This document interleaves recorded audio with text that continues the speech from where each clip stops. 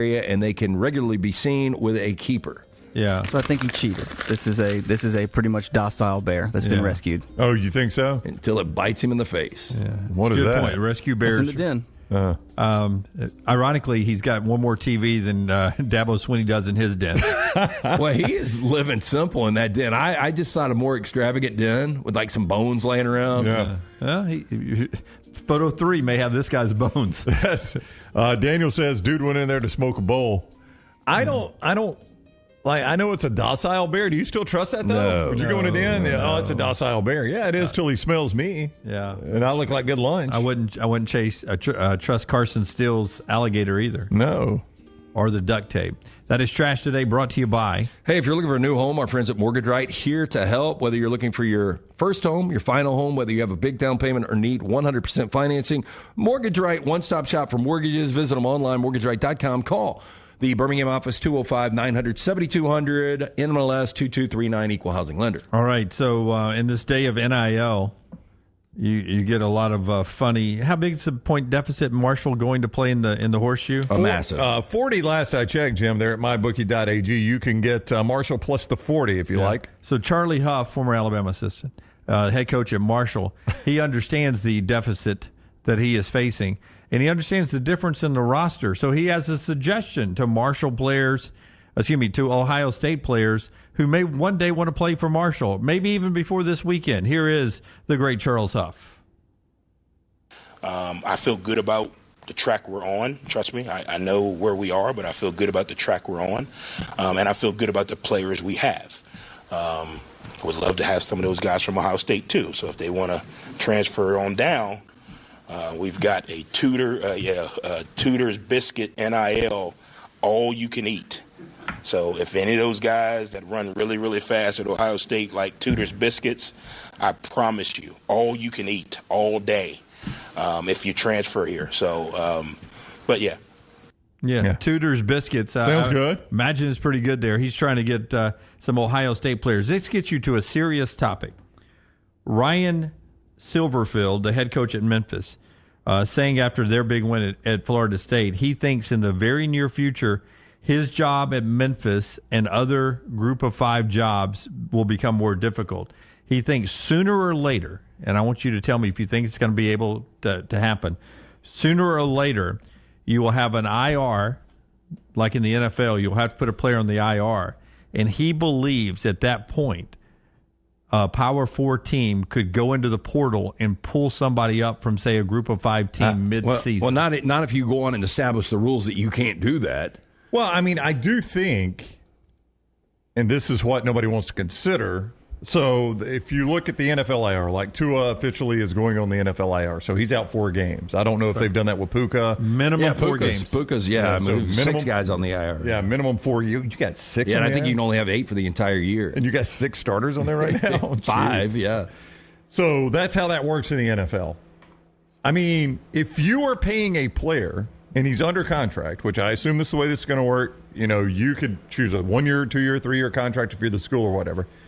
If you're paying that guy and he's not playing, if they're going to limit the rosters, which I think they're going to do, there's going to have to be some recourse to that. So let's use Isaiah Bond as an example. Let's say that he quit playing during the season, not after the season, and you're Alabama, and I've got a 75-man roster or a 60-man roster. If this guy's not playing, that is critical to me. I mean, just Sunday, Washington and... From the creators of The Next Round comes 2 new sites, covercrimson.com and thebarnauburn.com. 2 team sites with the same excitement and information-driven content that you get every day on The Next Round. Live daily shows, recorded shows, free of charge, plus premium content with insider information starting at just $1. And it's the perfect gift for the Alabama or Auburn fan in your family. CoverCrimson.com or thebarnauburn.com. Sign up today. You never know what we're up to here at The Next Round. The easiest way to stay in the know with our antics and adventures is to follow The Next Round across all social media platforms at Next Round Live on Facebook, Twitter, Instagram, and TikTok. Whether it's Dunaway sleeping in the studio, Tim and Lunceford breaking down the latest movie release, or Game Day Chronicles, we are here to keep you updated on the latest sports news while, of course, having just a little bit of fun. Follow at Next Round Live across all platforms to join in. Jim Dunaway, Lance Taylor, Ryan Brown, and Rockstar. Live from the Birmingham Racecourse Casino Studios, the next round, presented by Bud Light, is on now.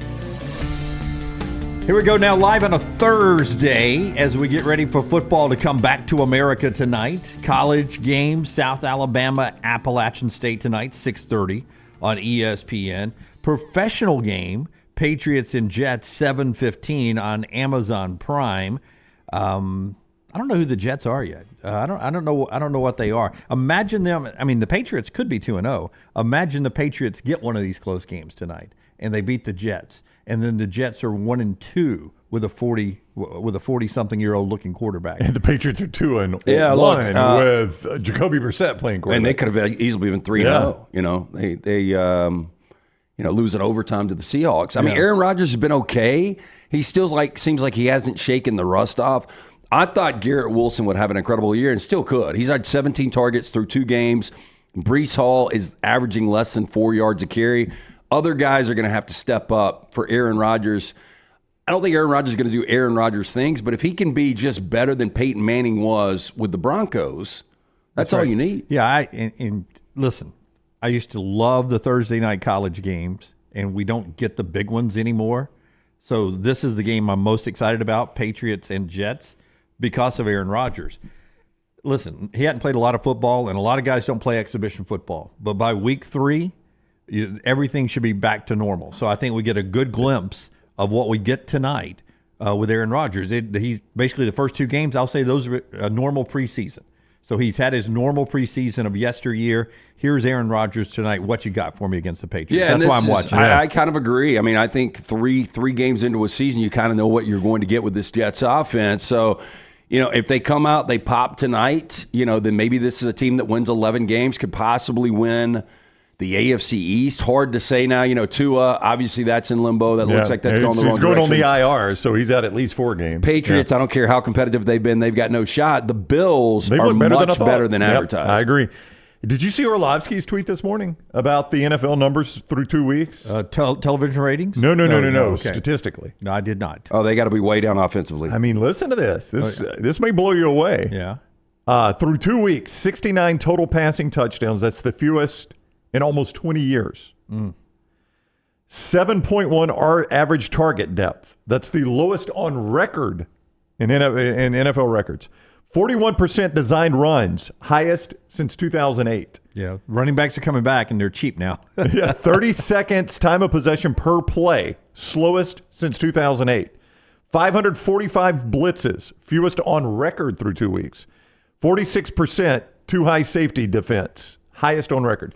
It's all defensive now. Here's what I would ask. This is the golden age of quarterbacks. We have never had a collection of quarterbacks this good at any level, from the NFL to college football.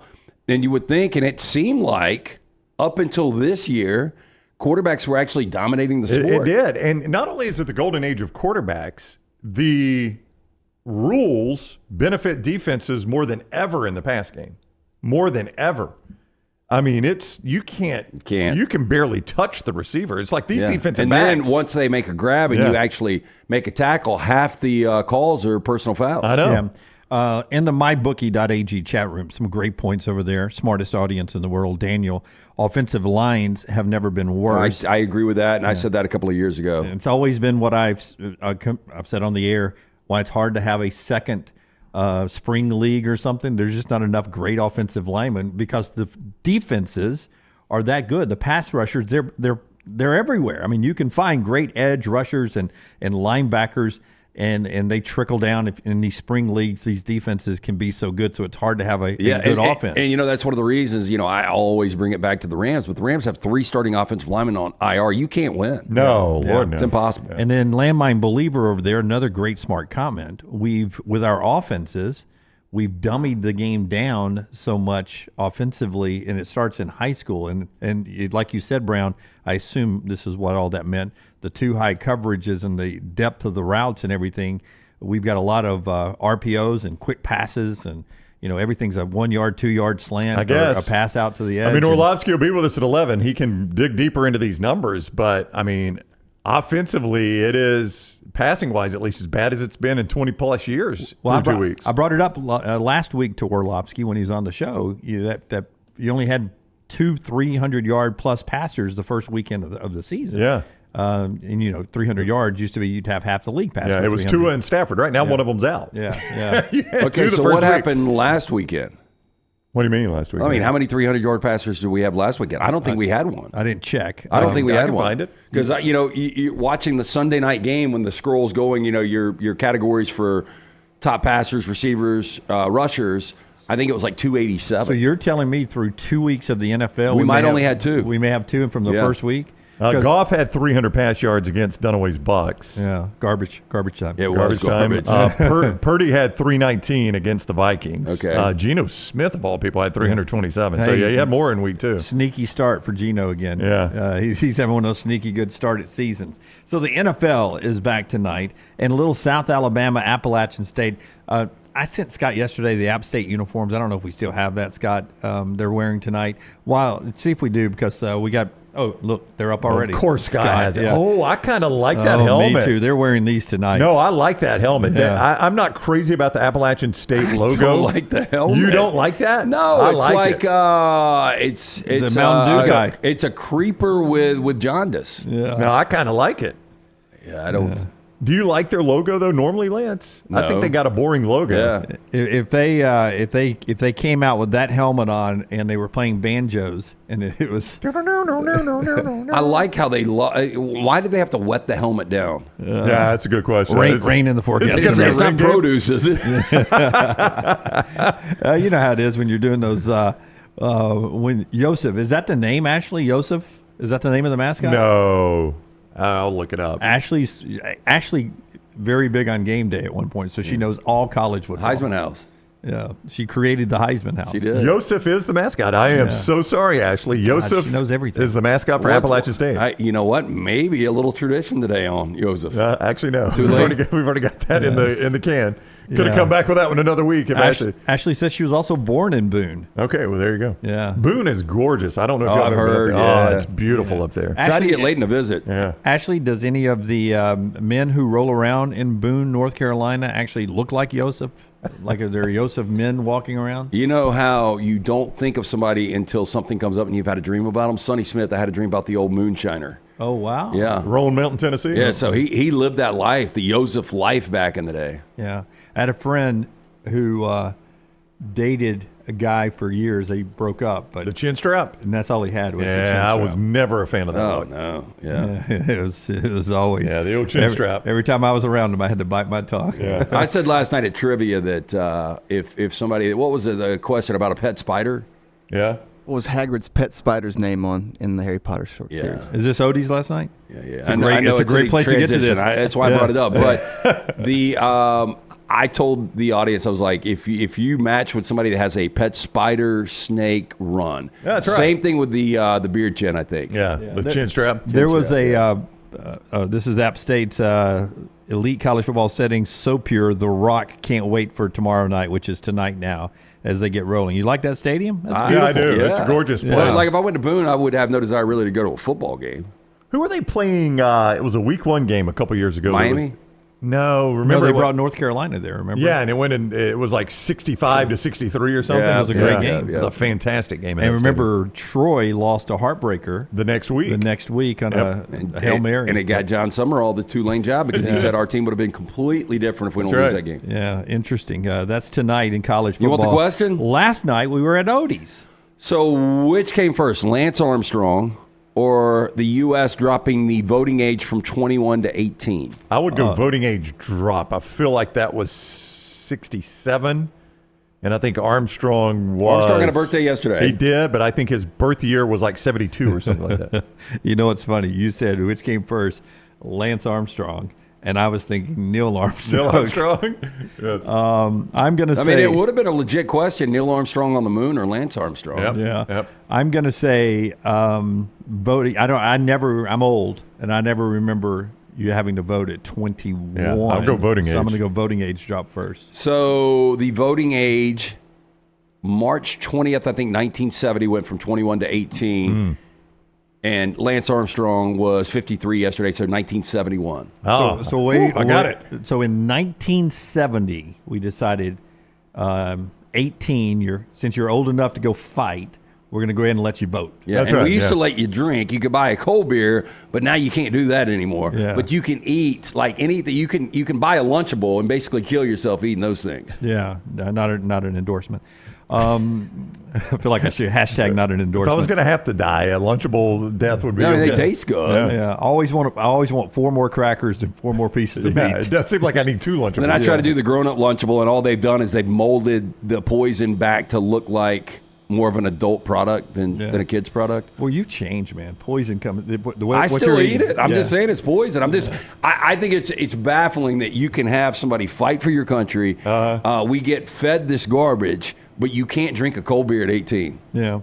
And you can vote. Voting is a very, very important thing. No, It's a absolutely. big it is, yes. responsibility. That's what I was going to ask. Was there controversy? Have you mentioned Odie's yet? Have you done the Odie's read? Well, no, I did the question. Okay. But Odie's Tavern, 2 locations. I heard Rocky and Will talking about some. I guess you guys, are you playing this weekend or next weekend? Next Friday. Okay. In the Homewood Yeah, location. next Friday, because I heard them collaborating on different tunes and stuff. Rockstar actually played like 3 different Name That tunes last night. I think it was 4, so we're probably about 9 in the past. You said 7 rounds. Oh, of the yeah, game. last week was There was a crazy. dude that I would guess is 50 to 55. It was his birthday, so Rockstar then did a Name That tune.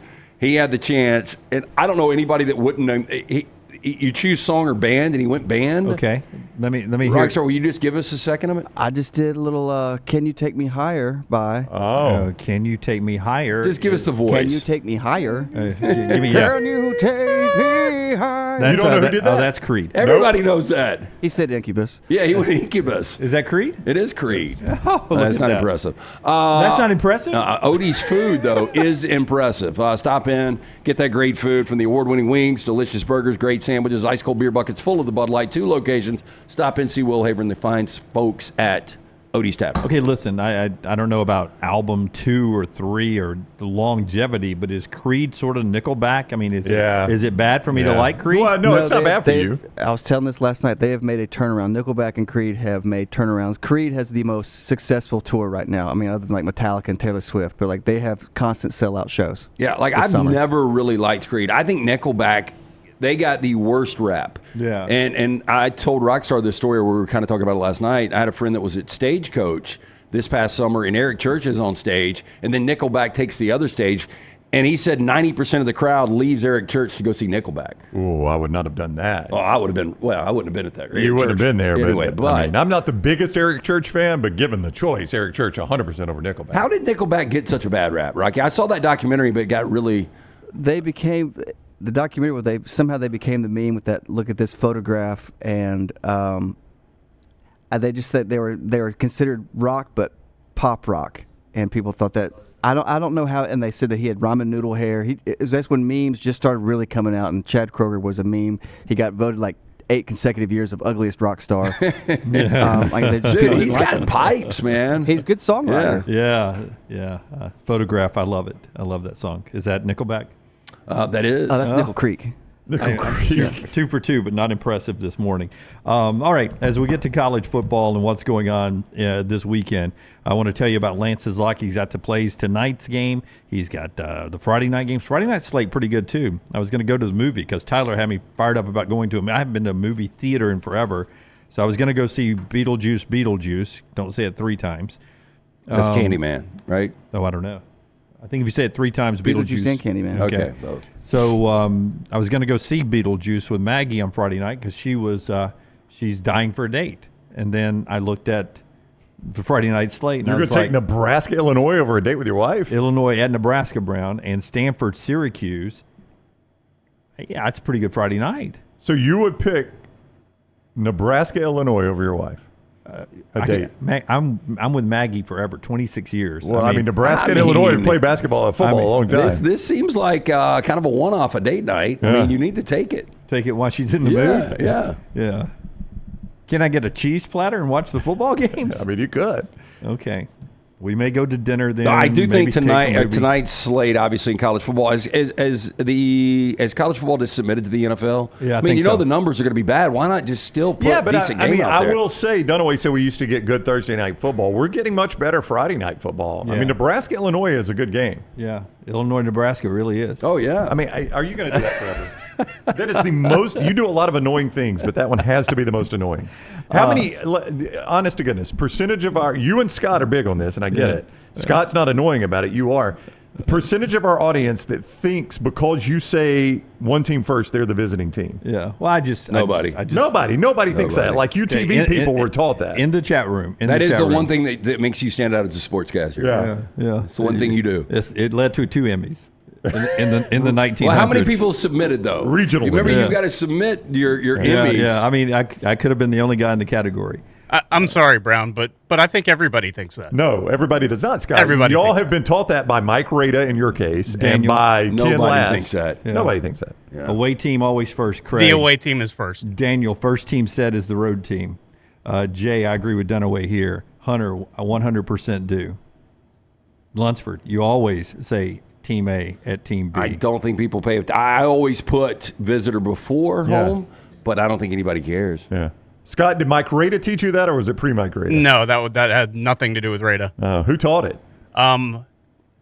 I don't know, Keith Jackson maybe. Took a bunch of media classes. I never remember getting that one. Yeah, I don't either. Like, if I want to tell you who's the home team, I use the word at. I mean, I don't know if you got one person on your side in the chat room. Well, I'm on your side. Oh, there you Thank go, you, Walker. Vince. I'm with Yeah. Brown. Yeah. Well, I mean, I there's am some too. other people. There you go. You got one. Yeah, there was. Because I'm like you. I'm like, okay, so the Ravens are playing in Dallas this week. But if I'm like the Cowboys-Ravens this weekend, Yeah. I don't know how that throws anybody off. Well, if you say it, Cowboys Ravens, I'm thinking it's in Baltimore, and I'm worried about the weather and the crowd for Dak Prescott. But you know what? You how you clarify that? Where's that game, Lance? And then Lance will tell you Dallas or Baltimore. I know, but if you said it right the first time, I wouldn't have It's in to Dallas. ask. right? Oh, so if I said, hey, Ravens-Cowboys this week, you'd be like, oh, it's locked in. It's in Dallas. It's in Dallas, Okay. 100%. 100%.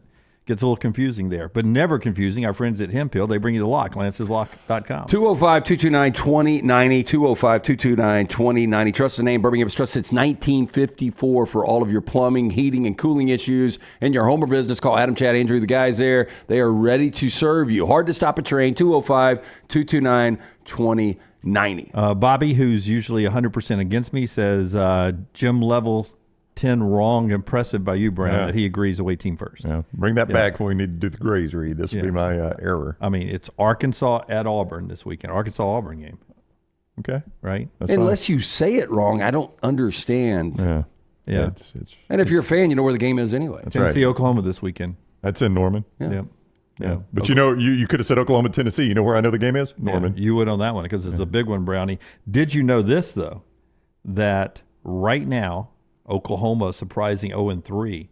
But in this Oklahoma game, is? Oklahoma's 3-0. I mean, sorry, got them backwards. See, if you don't say it You the go right win. way, You go wins Well, first. that's wins a little first. different. No, I set you up though. I mean, Oh, yeah, 0-3. you set me up, yeah. 0 losses and 3 wins. Okay, You go got to ahead. ask, right? All right.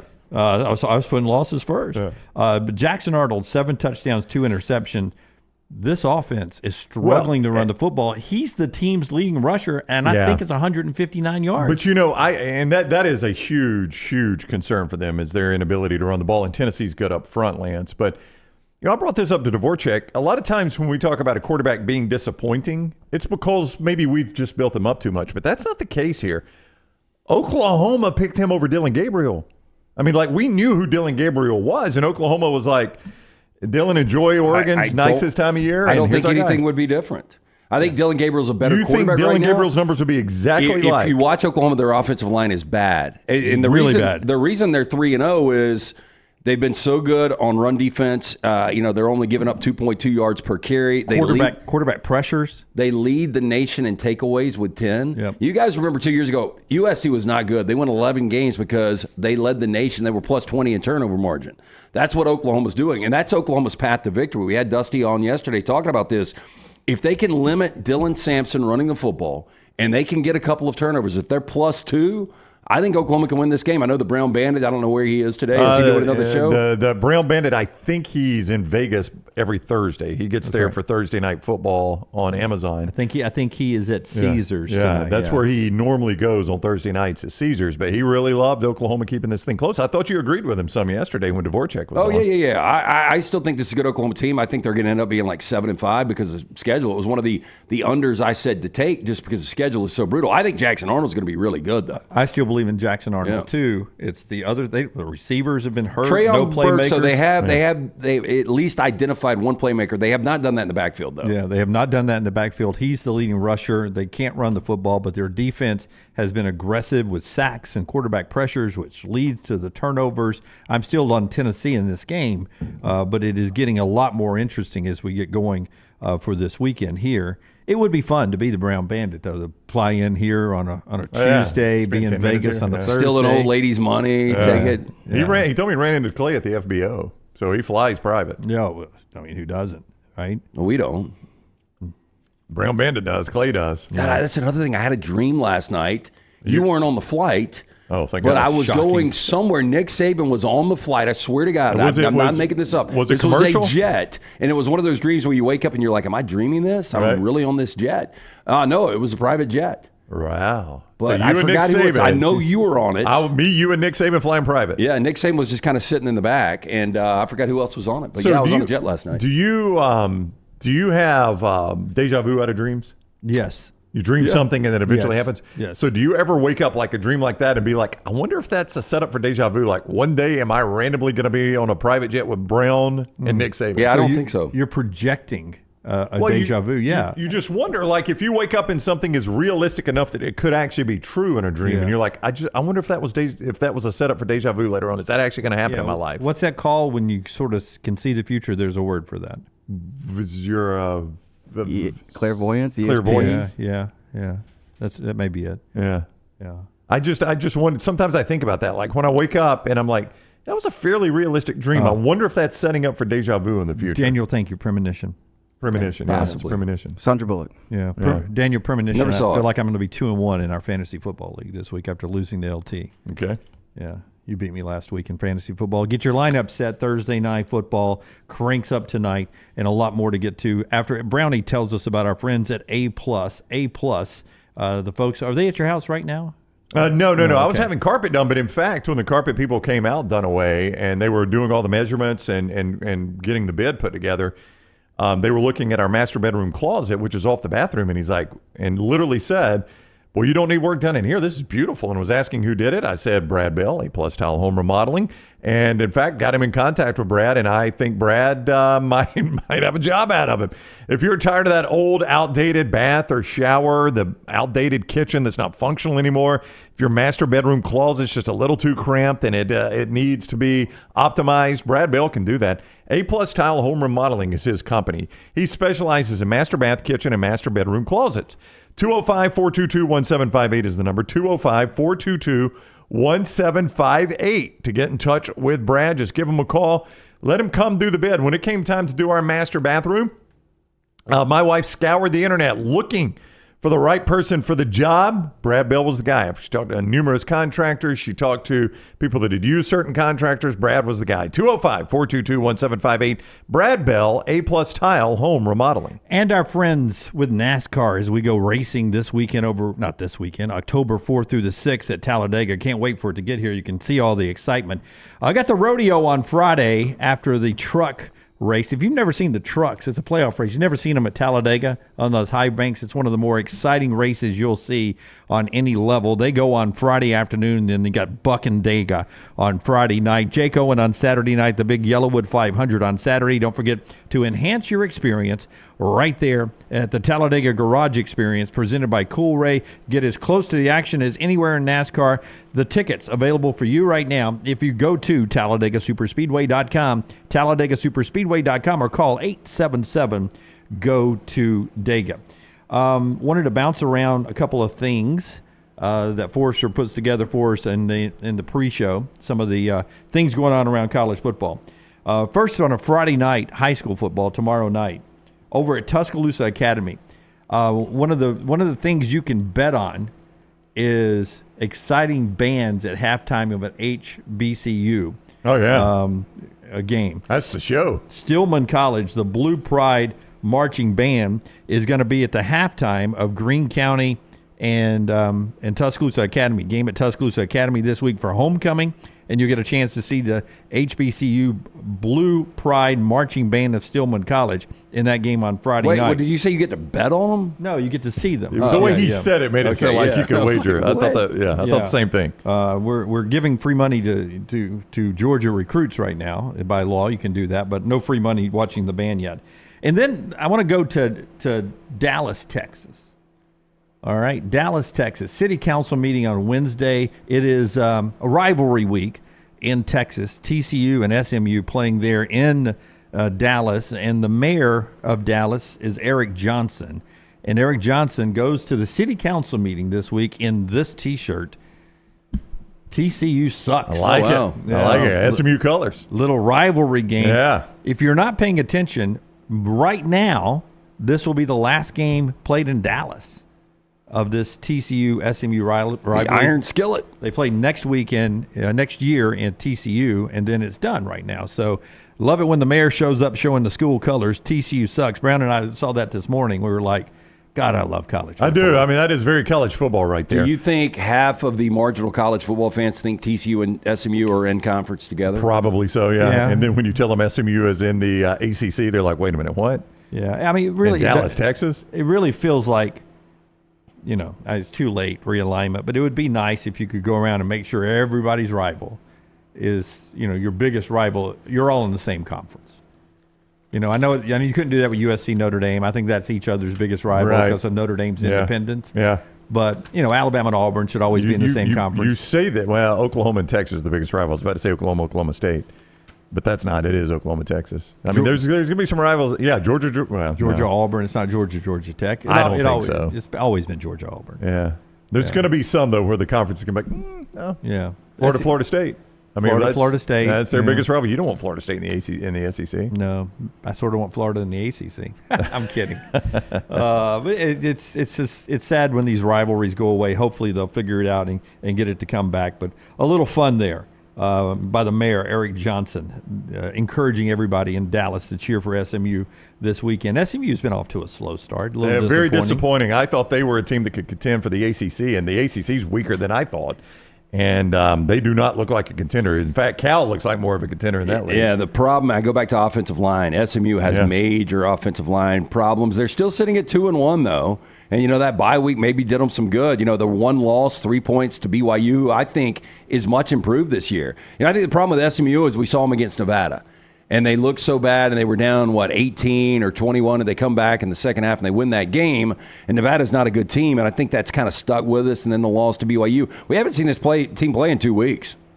Yep, that's right. I think they're going to be. I still think they can be a factor. Yeah, we'll see how that shakes out. Interesting weekend for several different storylines in college football, but none bigger maybe than ULM playing Texas and Arch Manning. Arch Manning's the starter. Gets a chance to do that. Are you interested in? I mean, everyone thinks it's going to be a blowout. I mean, almost everybody thinks it's going to be a blowout. Brian Vincent doesn't. Brian Vincent doesn't. Yeah, I wish this was a conference game. I would love to see Arch. Let's just say he was on the road in Florida. If they were playing the Swamp, I would be completely fascinated, captivated by this game. I saw Arch last week against UTSA, who was better than Louisiana Monroe, and I mean, he completely scalded them. So much so that he is now 16-1 win the Heisman. Yeah. He's got shorter odds than a lot of quarterbacks that that have started for 3 games. So you get assistants talking. This is ULM defensive coordinator Ernest Hill. He gets asked about defending against Arch Manning, and I said everyone's expecting Arch Manning to do well and have a blowout. And then you said Bryant Vincent, head coach ULM, and then the DC gets up there and says, not everybody believes Arch has an easy weekend. Listen in. I think the only thing he has on Manning is he has played more games. And, Manning, he's been raised to be a quarterback. His uncle, both his uncles, been, very successful. So he's been taught the right way. He's been, at every quarterback camp. He's at Texas. Again, he's at Texas for a reason, and it's an opportunity for him to actually start a game and see what he can do. And but again, we actually have some kids on our team that played against him in New Orleans, and a couple of guys done beat him already. So they don't hold too much fear against him. So he said it with a smile. If you're just listening, not watching, he knows. If you get to the end there, and he has it in his head the entire time. Am I going to say it? Yeah. Am I going to say it? Do I go with it? I got a couple of guys in my secondary. Already beat this guy back in high school. Love college football, man. It's time of year where it's just the weather starts feeling it. You're 3 games in. You think you know what you got, and it gets really good. CPAP Plus makes you sleep well at night. We'll get more college football. No Roman Harper today in the next segment. Roman's with us tomorrow. Flight to his destination for SEC Nation catches us in the morning. He'll join us Friday on location of SEC Nation tomorrow. So we'll talk Arkansas and Auburn, or Auburn, Arkansas, for some of you, coming up in the next segment. Tell us about our friends at CPAP Plus. Hey, if you're looking for the best CPAP gear with personalized service you can trust, visit CPAP Plus with 3 convenient locations, Pelham Highway 280, Trustful. New customers, they've got something just for you. Get a $20 credit towards the purchase of a new mask system, a CPAP cleaner, or even a travel CPAP machine. All you've got to do is once you get into one of those 3 locations, mention the next round. They're going to take care of you. Stop by today, CPAP Plus. You can Google CPAP Plus, where you're going to find the best equipment and service, all in stock, ready for you with hundreds 5-star Google reviews. Trust CPAP Plus for all of your CPAP needs. CPAP Plus, where every night matters. Follow The Next Round on Twitter, Instagram, and Facebook at Next Round Live. NASCAR is back with the Yellowwood 500 at Talladega, Friday, October 4th through Sunday, October 6th. Get your tickets right now at TalladagaSuperspeedway.com or call 877-GO-TO-DEGA. Don't forget to enhance your race weekend by adding passes to the Talladega Garage Experience presented by Cool Race. The weekend includes Buckin' Dega, a rodeo and fireworks on Friday night, Jake Owen in concert on Saturday, and the Yellowwood 500 on Sunday. Get your tickets at TalladagaSuperspeedway.com. Stop by the New York Butcher Shop and pick up the finest in certified Angus prime beef steaks and burgers, premium pork chops, ribs, and all-natural chicken cut to order just for you. Their chef-prepared entrees and side dishes are the perfect dinner-to-go choice for your family and are ready to heat at home. With a great selection of fine wines and desserts, the New York Butcher Shop is your one-stop dinner shop. 2 locations to serve you, Cahaba Heights and on Highway 119 in Greystone. The New York Butcher Shop, rare quality, well-done service. This hour of The Next Round is presented by the Birmingham Racecourse Casino, now featuring 7 days of giveaways with your chance to win a share of up to $125,000. The more you visit the Birmingham Racecourse Casino, the more chances you have to win. Hey, for all of your IT and printing needs, reach out to our friends at Xerox Business Solutions. Look, I'm still one of those old school guys. I print my notes every single day for the show. If you watch the show here on The Next Round, you see all the notes in front of me. From day one, Xerox Business Solutions, they've been with us here at The Next Round. Local for over 45 years. For all of your IT and printing needs, visit XeroxBusinessSolutions.com or call 205-969-3000. That's 205-969-3000. Hey, this is Matt Roth, the franchisee of Walk On Sports Bistro in Birmingham. With the kickoff of football season, come visit us at one of our 3 locations, Stadium Trace, Greystone, or Trustville. Come enjoy our scratch kitchen menu while watching one of our 80 TVs. Whether you're looking for a pre- or post-game celebration, game day, or date night, we've got you covered. It's all about the win at Walk On Sports Bistro. Walk On, where everybody needs a little playing time. Hey, you. Feel that? That's fall in the air. And New Balance Birmingham got your fresh fall pair. To kick it during game time and sport from the sideline. Come together at New Balance Birmingham on Highway 280 right next to Chick-fil-A. New Balance Birmingham, we got now. Want more of the show? Download the app or visit nextroundlive.com for the latest podcast, The Mystery Fifth Hour, our Not For All Ages podcast, The Last Call, and the entire Double Down Media podcast family, all at nextroundlive.com and on the Next Round app. The 2024 Yellowwood 500 weekend is coming back to Talladega Superspeedway Friday, October 4th through Sunday, October 6th. Reserve your spot today by visiting TalladagaSuperspeedway.com or calling 877-GO-TO-DEGA. Enhance your weekend by adding passes to the Talladega Garage Experience presented by Cool Rays, the most immersive garage experience in NASCAR. Reserve your seat, your spot in the infield, or your camping site for the Yellowwood 500 weekend Friday, October 4th through Sunday, October 6th. TalladagaSuperspeedway.com or 877-GO-TO-DEGA. Let's face it, a home is one of the most powerful assets you can have, and our friends at Mortgage Right want to help you build wealth through home ownership. Mortgage Right is all about providing competitive rates, a variety of loan products, and a multitude of resources for a seamless home buying experience. They treat their borrowers like family and are always looking to bring more happy homeowners under their roof. See more by visiting mortgageright.com/TNR today and start living. That's mortgageright.com/TNR. NMLS 2239, Equal Housing Lender.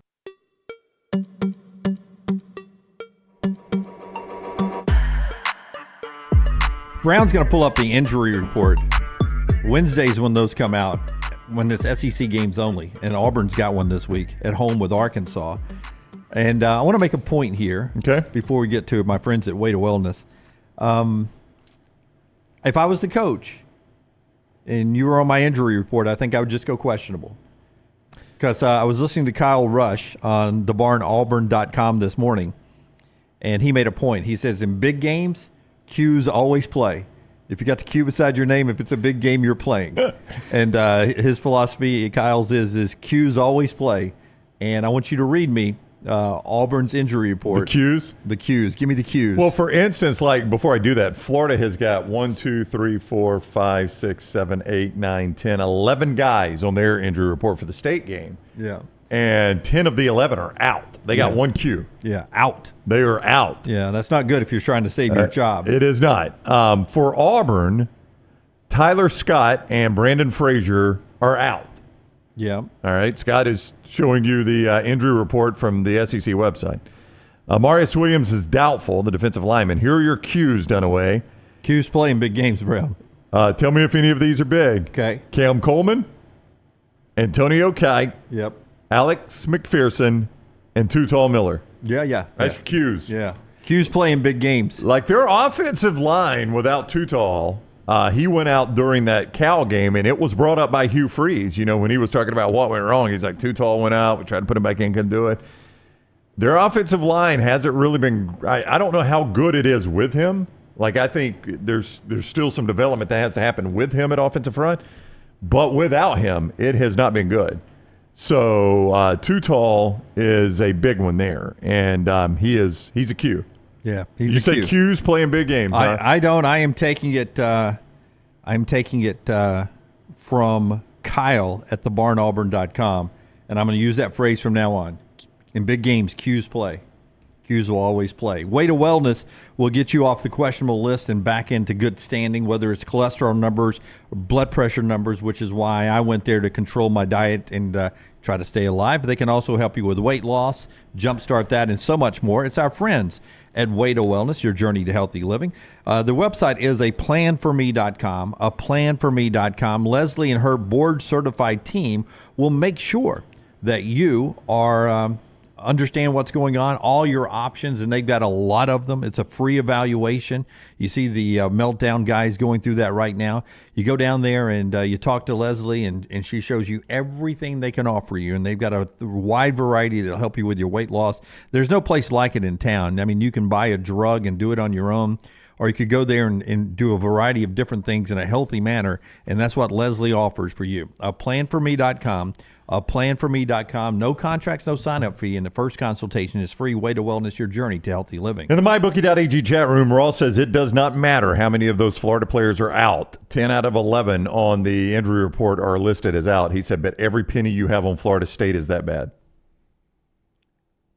Okay, is that Florida State or Florida? No, State. Florida is playing State. Okay, so Mississippi State. So yeah. every Mississippi State is awful. Say it again. Mississippi State's awful is what you're saying. Bet everything you have on Florida State is that bad. Okay. I mean, Florida State is that bad. Yeah, yes, Florida State is that bad. But this is the game we're talking about. Would you really trust Florida with your money don't. right now? I mean, no. And I mean, I know Mississippi State's bad. You saw Toledo beat them really well, bad. Florida's going to snap a streak if they beat Mississippi State. They've lost 7 straight to FBS opponents. Florida has. Florida. Yeah. Do you think in a 5-year period, Spurrier or Urban Meyer lost 7 games? No. That's what's crazy. No. That's what's crazy is when you say that stat, Florida is playing Mississippi State, and you say one of the teams has lost what? What'd you just say? 7 straight FBS games. You always say, well, that had to be Mississippi State. So here's what... and it's Florida in this. Napier is looking to become the first Florida coach since 1936 to 1938 with losing records in his first 3 seasons. The other guy was Josh Cody. Sounds like maybe a funny truck car. Yeah. What is it? Funny trucks? Funny cars? I know what you're saying. Yeah, the funny guy like the drag racing. Yeah. But Billy Napier 6-11 against SECs. I think they win the game, but I would not feel good about saying, you know what, I'm gonna lay points on the road with this Florida team. Where is this in my bookie? I mean, it's like it opened at 6. I think I can't believe Florida's good enough to give anybody points on the road in the SEC, and they were giving State 6. Like that doesn't make any. I mean, that's one of those where, like, I think you always say the number's there for a reason, right? I mean, when everything looks like that makes no sense, you're like, Vegas clearly is onto something. A lot of people love to take dogs at home, is what you're saying. And in this case, you may be being lured into taking that 6 and end up getting a hit over the head, because it looks like Florida's sinking, and Mississippi State's just starting out a rebuild program. It looks like it'd be a good place to take Mississippi State. I'm just saying, I look on mybookie.ag right now, code next round. Florida is -6, and I'm like, how is Florida good enough to give anybody 6 points on the road in the SEC? Anybody. From Vanderbilt or whoever you think is the worst team, State, whoever. How are they good enough to give anybody 6 points on the road, Lance? That just really, it doesn't make sense. So much so that you're like, obviously it's probably the right way to go there. It makes so little sense. It must be the right way to go. Rockstar, if you'll give me cut number 4, please. We're getting ready for Arkansas to come to town against Auburn. And again, at thebarnauburn.com today, Kyle Rush, and they've been talking about this all week, Zach and Brad, and just how big this game has turned around. I mean, this feels like a huge game for Auburn. I agree completely. Is that? Do you feel that way? Well, I think Auburn it's and both Arkansas, sides. Yeah, because Pittman's got to worry about his job. And, you know, if you don't win a game like this where they're a 3-point underdog, you've got really the meat of the schedule is coming up. So, yeah, I think it's I mean, I don't want to call it critical. Like, Hugh Freeze has got no chance of losing his job. But it's a big, big game. And listen, we'll listen to Sam Pittman, and then I'll add to the fact, after we hear about Arkansas and we know Arkansas' situation, I want to paint how big this is for Auburn. But here's Sam Pittman about bringing a team that can look really good like they did against Oklahoma State and lost the game down to Jordan-Hare Stadium to play Auburn this week. Why do you think it's so difficult sometimes to maybe get up for an opponent maybe that's not have a big name on their chest? I mean, like, we look at South Carolina week 1, they struggled against Old Dominion, then they blasted Kentucky, who played well against Georgia last week. I think usually you play a little bit better when you didn't play well. Hopefully you won the game, you know, and you know, you look at Kentucky, same thing. They were mad. They got focused and played a great game against Georgia.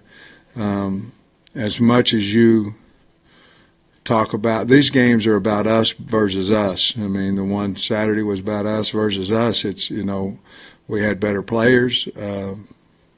Hopefully we had as good a coaching staff as they did. And I think I heard Kirby say, you know, they were mad. You know, they were embarrassed the week before Kentucky. And that's a little bit how we feel right now going into the Auburn game. So hopefully that's a good thing for us. So here comes the Mad Hogs down to Auburn. But I'm just going to take this how Kyle Rush was talking about it today on thebarnauburn.com. He says, for Auburn, you've got recruits. Not throwing away this season. It's big for this season. Wins and losses. You go from, if you win this game, you still have everything in front of you. You lose this game, and people start wondering, can you get to 6? You know what I'm saying? Can you get to 6 wins in a bowl game if you lose this game? Because Oklahoma and the rest of the schedule's on the horizon. But more importantly, Kyle was talking about this morning, but thebarnauburn.com, was if you lose this game, okay, you've got the recruits who are there watching you, and now you've got those 2 losses after 4 weeks. Against the 2 brands that you've played. Then you've got the talent that's already been recruited to you. You got to keep them recruited to you. Do you have the momentum to keep those guys fired up about the momentum Hugh Freeze had in the offseason? And then you've got this great star-studded wide receiver core. And Kyle says, man, you lose this game this weekend. Do you not think some of the star players at Auburn's phones start ringing? And he's like, tampering aside. Not star recruits, but like on-roster on the players. roster. Yeah. He goes, you don't think one outside source is reaching to a friend of a big wide receiver at Auburn or a big this at Auburn? Hey, man, 2-2, and the passing game looks what's going shaky. on here? If you want a better situation, you tell your boy. He wants a better situation. You tell your son. Or Watch us Saturday. Yeah, watch the way we're slinging it around the yard. It becomes that kind of stuff. I would fear just bigger picture stuff more, and I guess that is part of the bigger picture. Yeah, that's what I'm saying. Well, I mean, why? Because some of it is like some of that overlaps how the fans would feel. We talk about how big this game is really for both coaches. Like Sam Pittman can lose his job this year. I don't think Hugh Freeze can. No, this isn't about coach's hot seat. It is for Arkansas. Yeah. But the conversation I'm having about Auburn is... No. Okay. But for Auburn, but for Hugh Freeze, this is going to overlap some fans too. Let's just play a worst-case scenario for this game, right? Let's say Hank Brown comes back to earth a little bit versus the way he looked against New Mexico, and he struggles some. And if I'm an Auburn fan leaving Jordan-Hare Stadium and Hank Brown has struggled in a loss... Boy, the rest of the schedule scares me to death. I don't know if I've got a quarterback. Flip side, if that's why I would have played Peyton Thorne last week. Yeah. I'm just saying, no, Hank Brown might go out and slay it, and he might win 6-7 straight games as starting quarterback, put up massive numbers. But if Hank struggles this week, and then you have got a guy that doesn't have experience moving forward with this schedule, it's going to be a problem. Yeah. Flip it around, though. Okay. Now that is the positive scenario. Yeah, you go out. Yep. You beat an Arkansas team that struggled a little bit to beat UAB, but lost to Oklahoma State, looked good doing that. Now you got a little momentum. Hank Brown's got a couple passing touchdowns, no interceptions. Right. I feel good about Hank Brown now. Right. Now I'm like, okay, I got more hope now. That's right. Than I did coming out of the Cal game. And then Oklahoma on the horizon, who's going to be coming off a huge either win against Tennessee or possibly a beatdown against Tennessee. And I mean, this is why this is such a pivotal game for Auburn. It could sling the season into two different directions. But Lance, I would say if I'm being honest about it as an Auburn fan, I want it to be one or the other. I don't want it to be in between. Like if Hank Brown goes out and he's just middle of the road, and now I wonder what. He's 24 of 42, 240 yards, 2 touchdowns, 2 picks, and you lose the game 38-35. But even if I win the game with those numbers, I'm like, is he still the best option going into the Oklahoma game and then the Georgia game, right? I think that is going to be the worst or the biggest fear right now for Auburn fans, outside of losing games, is week to week wondering who that quarterback is. Or are we starting the better quarterback? That's right. Yeah, Dunaway, I won't. If I'm being a fan and I can pick, obviously if I pick, I want Hank Brown to play well and I win if I'm a fan, right? But I want clarity either way. I think you've got to – it is time on the schedule for this quarterback situation to be put to bed. And it could be Hank Brown. If he goes out and slays it, it's going to be Hank Brown. But if he goes out and struggles and in the back of Hugh Freeze's mind, he's like, can I trust Hank against Oklahoma and at Georgia? Now I got problems. Well, another storyline to watch is, all right, first quarter. What if it's shaky Hank Brown play, and it's not great Hank Brown play? Oh, I think you could see Peyton Thorne. You could see Peyton Thorne, even if two quarterbacks. This could be the LSU Bo Nix game. That's right. Bo had lost his job to T.J. Finley. T.J. Finley was awful. We go back to Bo Nix, and the light had come on for Bo. Right, yep. He led Auburn to a win. But I think even if it's just a possession or two, there might be a time where Hank Brown has to come out of the game just to get a reset, just to get some face-to-face coaching, Lance, just to maybe watch it from the sideline for a possession where Peyton Thorne might play. I mean, that is now Peyton Thorne's role. That's what you have to do when you lose your starting job. You got to keep your head in the game so that if Hank Brown's struggling a little bit, Peyton, we need you in there for one possession or two possessions. Hey, we're going back to Hank, but we got to let him watch this from the sideline. I think it is a little different, though. I had this conversation with Forster. I think it was on Monday. And the Bo Nix situation, like, you still knew Bo Nix had a lot of upside. I don't know where people are on Peyton Thorne. Well, I think little T in the mybookie.ag chat room says, I'd rather watch Hank make freshman mistakes than watch Peyton Thorne make freshman mistakes. Very good line, Taylor. That's a great point. I've said this probably 8 times throughout our time together, 15 years. But our high school baseball coach flat out said that my senior year, first opening weekend, we dropped a couple of games, and he said basically, I would rather go young. If I'm going to lose, I'd rather lose young. So I'm sorry to you seniors. Either we got to turn this around, or I'm going to play the young guys. And at some point, you make that call, and that's what Hugh Freeze did, right? Yeah. If I'm going to have shaky quarterback play, I want to have shaky quarterback play that I've got 3 or 4 years left in him, and he's going to learn from his mistakes. I love this game this weekend. It's not to the prime time Tennessee Oklahoma level, but other than that, I mean, I know USC Michigan's great helmets, and I know we got some other games, but right after Tennessee Oklahoma is Arkansas Auburn for me this week, because you will learn so much about what's ahead for Auburn this weekend. And I think it's just going to be an entertaining game. Like Charles says in the mybookie.ag chat room, I think you're giving Arkansas defense too much credit. I don't think there's a good defense in this game. I think both teams, Lance, go up and this game can be such a setup for next week. Can you imagine if Oklahoma pulls the upset and Auburn wins this game, and you've got a one-loss Auburn against an undefeated Oklahoma, who by that point is going to be knocking on the door of the top 10 if they were to beat Tennessee. And Jordan Hare. And I'm not saying it's going to happen. It can go the other way. Auburn can lose at home. Oklahoma can get run off the field. And That's then right. one side of the state, you've got undefeated Alabama and Georgia, and then because right now the state of Oklahoma, everybody, that is the epicenter of college football. That's right. Yeah. You've got 2 great games, and next week can be the exact same thing in the state of Alabama. Yeah. But Auburn needs to take care of business. Oklahoma needs to be really competitive. And the games will be back-to-back. That Auburn-Oklahoma game, if this happens, that Auburn-Oklahoma game is reserved in that 2:30 window. So you would probably on ABC have undefeated Oklahoma against one-loss Auburn leading into undefeated Alabama, undefeated Georgia. That'd be a heck of a day. Our Stu's in the mybookie.ag chat room. The Barstool guys are coming down to game day at Auburn this week. That's always fun when you have the extra folks in town. Game day ESPN version is in Norman for Tennessee and Oklahoma. LT's about to tell us about Wonder Fan, and we'll get to some other college football before we get to the top of the hour and Buster Only. One more thing on the Auburn roster, though. If you start not winning the games you thought and the offense isn't what it says, retention of your roster becomes more expensive. My buddy Johnny Orr was making that point to me on the golf course the other day.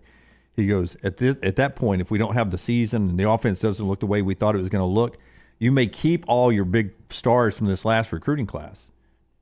But if you were paying them this much, you may have to pay them this much to keep them. And that goes down. All of a sudden, you're paying a lot more for the retention of your roster. And that is, to me, the most frustrating thing about NIL, and what ultimately, and some people would agree with this, what ultimately got Nick Saban out of the game is your own players shaking you down and trying to get more money at every turn. Wonder Fan doesn't shake you down. They want to give you a chance to earn a lot of great stuff, like from the 47 brand or Dick's Sporting Goods. Yeah, this thing is blowing up. I'm telling you, it's an awesome app. Just to use it for yourself. You're going to any games of this fall. Maybe you're going this weekend. First off, you got to go to your app store and download, search Wonder Fan, WUNDERFAN, Wonder Fan. Once you do that, all you need to do is go into the stadium. Let your earnings grow. It's that easy. During each game you attend, you'll earn in the background once you press start. And once you have enough earnings, you can redeem them for cash vouchers to your favorite retailers like Dick's, Champion, Lululemon, 47 brand, and more. There's even weekly ticket giveaways. You can use your points to enter. New rewards added weekly. Again, just head to the App Store, search WonderFan, WUNDERFAN. Start being paid for your fan loyalty. WonderFan, it pays to be a fan. Okay. Also, Precision Sports bringing you part of the show before we do a fast-paced college football segment before Buster Only coming up in the next hour. I said Buster at the top of the hour, actually coming up at 10:30, a mistake on my part. Precision Sports Medicine and Orthopedics, 205-512-3885, precisionsportsortho.com/2024. Tweaks and pulls, pains and breaks, they diagnose it, they treat it, and they rehab it. Get you back in the game, whether you're a high school athlete, a college athlete, or just a guy who's a weekend warrior. They got locations in Jasper and Alabaster, Fultondale, and all around. Listen, orthopedic care is better together, and these folks will take you from the injury or the pain to where you're feeling 100% again. Find your provider, 205-512-3885, or precisionsportsortho.com/2024. Georgia Tech and Louisville this weekend. Who's the better quarterback in this game, Haynes King or Tyler Shuck? I would go Haynes King. I would too. I think the much better defense is Louisville's, though. Haynes King, almost 1,000 yards passing already. Now, keep in mind, I think they've played 4 games. They have. Yeah, 962 yards, 158 yards rushing. Tyler Shuck, they've played 2 games, and they have played Austin Peay and Jack State. So really, we don't know what Louisville is this week. Georgia Tech's my upset alert pick. That's a fun game to watch this weekend. Did you know this about Tennessee? The last time they had a top 15 win at Tennessee was in 2006 at Georgia. So the last time road win, top 15 conference road win. I think you were on the field for for top one. 15 conference road win was 2006 at Georgia. Georgia was number 10. Top 15? Top 15. So it's been a while since Tennessee's won a big road game in conference, and they're trying to do that this week at Oklahoma. That is why I believe, according to Stuart Mandel, why a lot of people are still playing the wait-and-see game on Tennessee. Well, Clay is big. As big a Tennessee fan as you'll find. Clay brought that up the other day, actually, as you go look at their points per game, it drops off fairly significantly on the road. And I know, look, that is natural, but it's probably more than normal for Tennessee how much differently their offensive plays on the road. I don't think people realize what their offense is doing right now. I mean, 67.3 points per game. Leads the nation? Leads the nation. They are outscoring their opponents by 178 points through 3 games. 178 through 3 games. That's a lot. That is the most in the history of the SEC through 3 games. The history. 178. They are outgaining their opponents. This is you thought that was a crazy stat. This is the craziest. Outgaining their opponents. What would be a lot by yardage in a game? Like in a single game? Yeah. Well, like this is on average for 3 games. Basically, Arkansas at Oklahoma State, there was about a 300-yard difference. Yeah, almost doubled them up. Yeah, they almost doubled them up. Almost a 300-yard difference. That's a lot to me, 300 yards. I always feel comfortable if I'm 150 yards ahead. Okay, they are outgaining their opponents by 478 yards a game. And this isn't 1 game. This isn't 2. It's 3 games. Now, some of it is who they I played. get it, but wow. But NC State on the road, neutral site, but that was at least a Power 5 let me opponent. Throw one more thing. So we talk about their offense. Their defense has not given up a touchdown in 16 quarters going back to the bowl game of last year. That is tied for the longest current streak in the FBS with Georgia. Now, I will always say, I say this all the time. Everybody plays bad teams. Ohio State's playing Marshall on the Big Noon Kick Saturday. Everybody plays bad teams. There is a way you're supposed to beat bad teams. Like, I think it's informative when you play these bad teams. 65-0 at halftime against Kent State is a beatdown. That's the way you're supposed to beat them. And that's why these numbers do not wash over me. Everybody, well, not everybody. There are people in the mybookie.ag chat room saying, look who they've played. They haven't played anybody good. But they are beating those teams the way great teams beat bad teams. Great teams beat the crap out of bad teams. Yep. And that's what Tennessee's doing right now. Are they great yet? I don't know. I don't have to know that right now. It's week 4. If they're great, they'll be around in week 16, 17, 18. I think a lot of people, if they go and handle Oklahoma, cover that spread, maybe double them up, then a lot of people would put Tennessee in that category. I would agree. With Georgia, Ohio State, and Texas, and whoever else you put there. Zach, the 220-0 Georgia Tech beatdown was not the SEC yet. I don't think that happened in the SEC, which started in the 1930s, if I remember. Georgia Tech over Swanee? Georgia Tech Swanee was way before that, I believe. Yeah. I believe that was in the earlier times of football. I don't think it was after the SEC. We hadn't even formed up yet. Yeah. All right. We roll now to the top of the hour. More college football coming up on the other side. But I did want to point out that our man Tyler, who is part of the Meltdown every afternoon, 2 o'clock for that live coverage every day on the Meltdown. Tyler has gone to, how many movies has he said in the month of September? I you know what? I guessed and then I tuned out. Sorry, I didn't hear the answer. Okay, what is today? It's the 19th. Yeah, I would so say he's that at 18 days. He's been to 10 movies. 12, I think, was the answer. 10 was my guess. 12 in 18 days. He saw a movie last night called Substance. He goes and sees movies that I don't even know exist.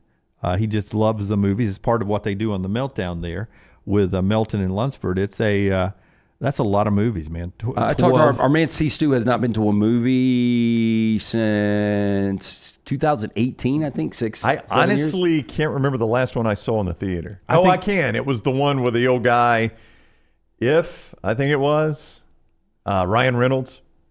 Oh, No, it's the Imaginary Friend. Yeah. That's the last one I saw in the theater. I think the last one I saw was the Top Gun remake. I think that's the next to last one I saw in the theater. Wow. I think my last two are Top Gun Maverick and If. Yeah, this time of year is tough for me to go, but I normally go to about one a month, maybe. Yeah, I haven't been to the theater since that one, and every time Lunceford and them talk about going to the movies, there are things like assigned seats I didn't know existed and everything else. It may be tonight. I may blow off New England Jets. I may take Maggie to a movie tonight. I thought tomorrow night was date night. Yeah. I know. I turned her down tomorrow night because football's too good. Yeah. Illinois is at Nebraska. Yeah. Right? You got to watch that game. I got to watch that game. Is that where they're at? Is Illinois, Nebraska tomorrow night? So you're going to punt the NFL game on Amazon. Yeah. See, the first thing I do is see if you can. I would much rather buy it for $20 or rent it for $20 Then go to the movie. No, see, I'm going for the experience tonight. Yeah, well, I mean, it depends. Like, if you're going to see Top Gun or you're going to see... I'm with Lance. I only Annihilation. go... Yeah. If you're going to see something that really needs to be... But if not, I want to see Sing Sing. And I know that both Tyler and Lunceford have raved about it. And so I've been seeing... And I think it comes out October 1st. And it's going to be $20. But I'd much rather rent that than go watch Sing Sing... with a bunch of strangers. I only go to the theater if I think the theater is going to enhance the movie, like Top Gun Maverick. And trust me, you're spending a lot more than $20 when you go to the theater. Oh, no doubt. But like Top Gun Maverick, you want to see that on the big screen. I want to go. I want to go to a movie theater again. All I'm saying. Okay, we'll go. I just want to go to a movie theater again to see what all the fuss is Do it about. right after the show. They got matinees. Yeah, that would put me going by myself. Or I guess I could bump into Tyler, but he'd be watching something that would gross me out. What is wrong with going to a movie by yourself? I think that is... There are two things in life that I think are really underrated. I think sitting at a bar in a restaurant and eating by yourself. I do that all the time. I like to eat by myself. And I think going to a movie by yourself is underrated. Yeah. I think the only way to go shopping is by yourself. Oh, 100%. I mean, there are things that you need to do by yourself. Oh, I do a lot of things by myself. I'm not great at doing things by myself. I do a lot of things by myself. Buying furniture, shopping, Lanya's Furniture. If you want to do that by yourself, they're a great sponsor. We appreciate them so much. Yeah, here's what you need to do. And so we can work another sponsor in, you can cover this angle. So you've been wanting this Lazy Boy Flex still, this recliner for your basement. You've been wanting that sectional. The wife, maybe she doesn't want it. Just go out to Lanya's and buy it. Just do it. And I guarantee you, once you get it in there, she's going to absolutely love it. Our friends at Lanya's, they believe in getting more style for less. Lanya's offers a great selection of furniture for your living room, bedroom, dining room, home office, entertainment, mattresses. Lanya's can even help with your home design. They've got an incredible inventory, incredible savings. Make the short drive from Birmingham. Take exit 280 off of I-65, the Hallmark Farms exit. Go south on U.S. Highway 31 for 1.3 miles. Lanya's will be right there on your right. For more information, 205-647-4311. And when you're in there, tell Reggie and John, the guys from the Next Round sent you. And hour number 2 is going to be brought to you by our friends at the Pan Store. Man, they're ready to get you to Jordan-Hare Stadium looking great in that orange and blue, ready to yell, "War damn Eagle, let's go beat the Hogs." You can go by the Pan Store locations in Auburn, Alabama. You got one in Leeds, the original, in Huntsville, a couple in Birmingham, and, of course, the one in Tuscaloosa. They got your Bama and Auburn gear, the polos, the hats, the quarter zips, Horn Legend, Cutter and Buck, Antigua Gentile. That's the name brand you get there. And the ladies are covered with all their wear as well. Free alterations, free gift wrapping for the holidays. Nothing says Roll Tide in War Eagle like the Pants Store, pantstore.com. Take the Next Round anywhere you go with official Next Round gear. Buy yours today at nextround.store.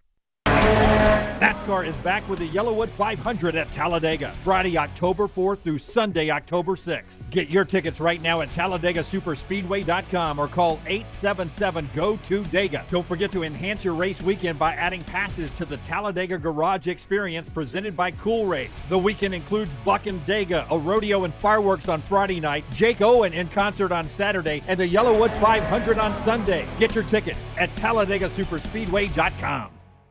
Hey, let me tell you about our friends at Urology Centers of Alabama. Compassionate and comprehensive urological care with 35 physicians, 17 locations across Alabama. Their patient-centered approach to all of your urological needs. Remember, they've got that new men's health center. It is beautiful, helping men with a wide range of sensitive male issues in a comfortable environment. You can always go online, visit urologycentersalabama.com, schedule an appointment with one of their many urologists today.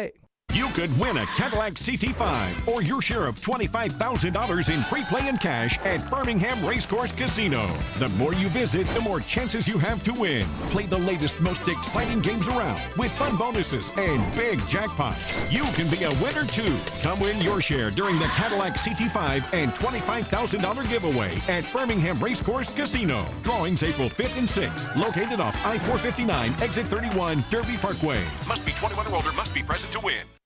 Twin Peaks is the best in the game. Here, you're in the red zone for every college rivalry and divisional matchup all season long. I mean, where else are the scenic views as good as your view of the game?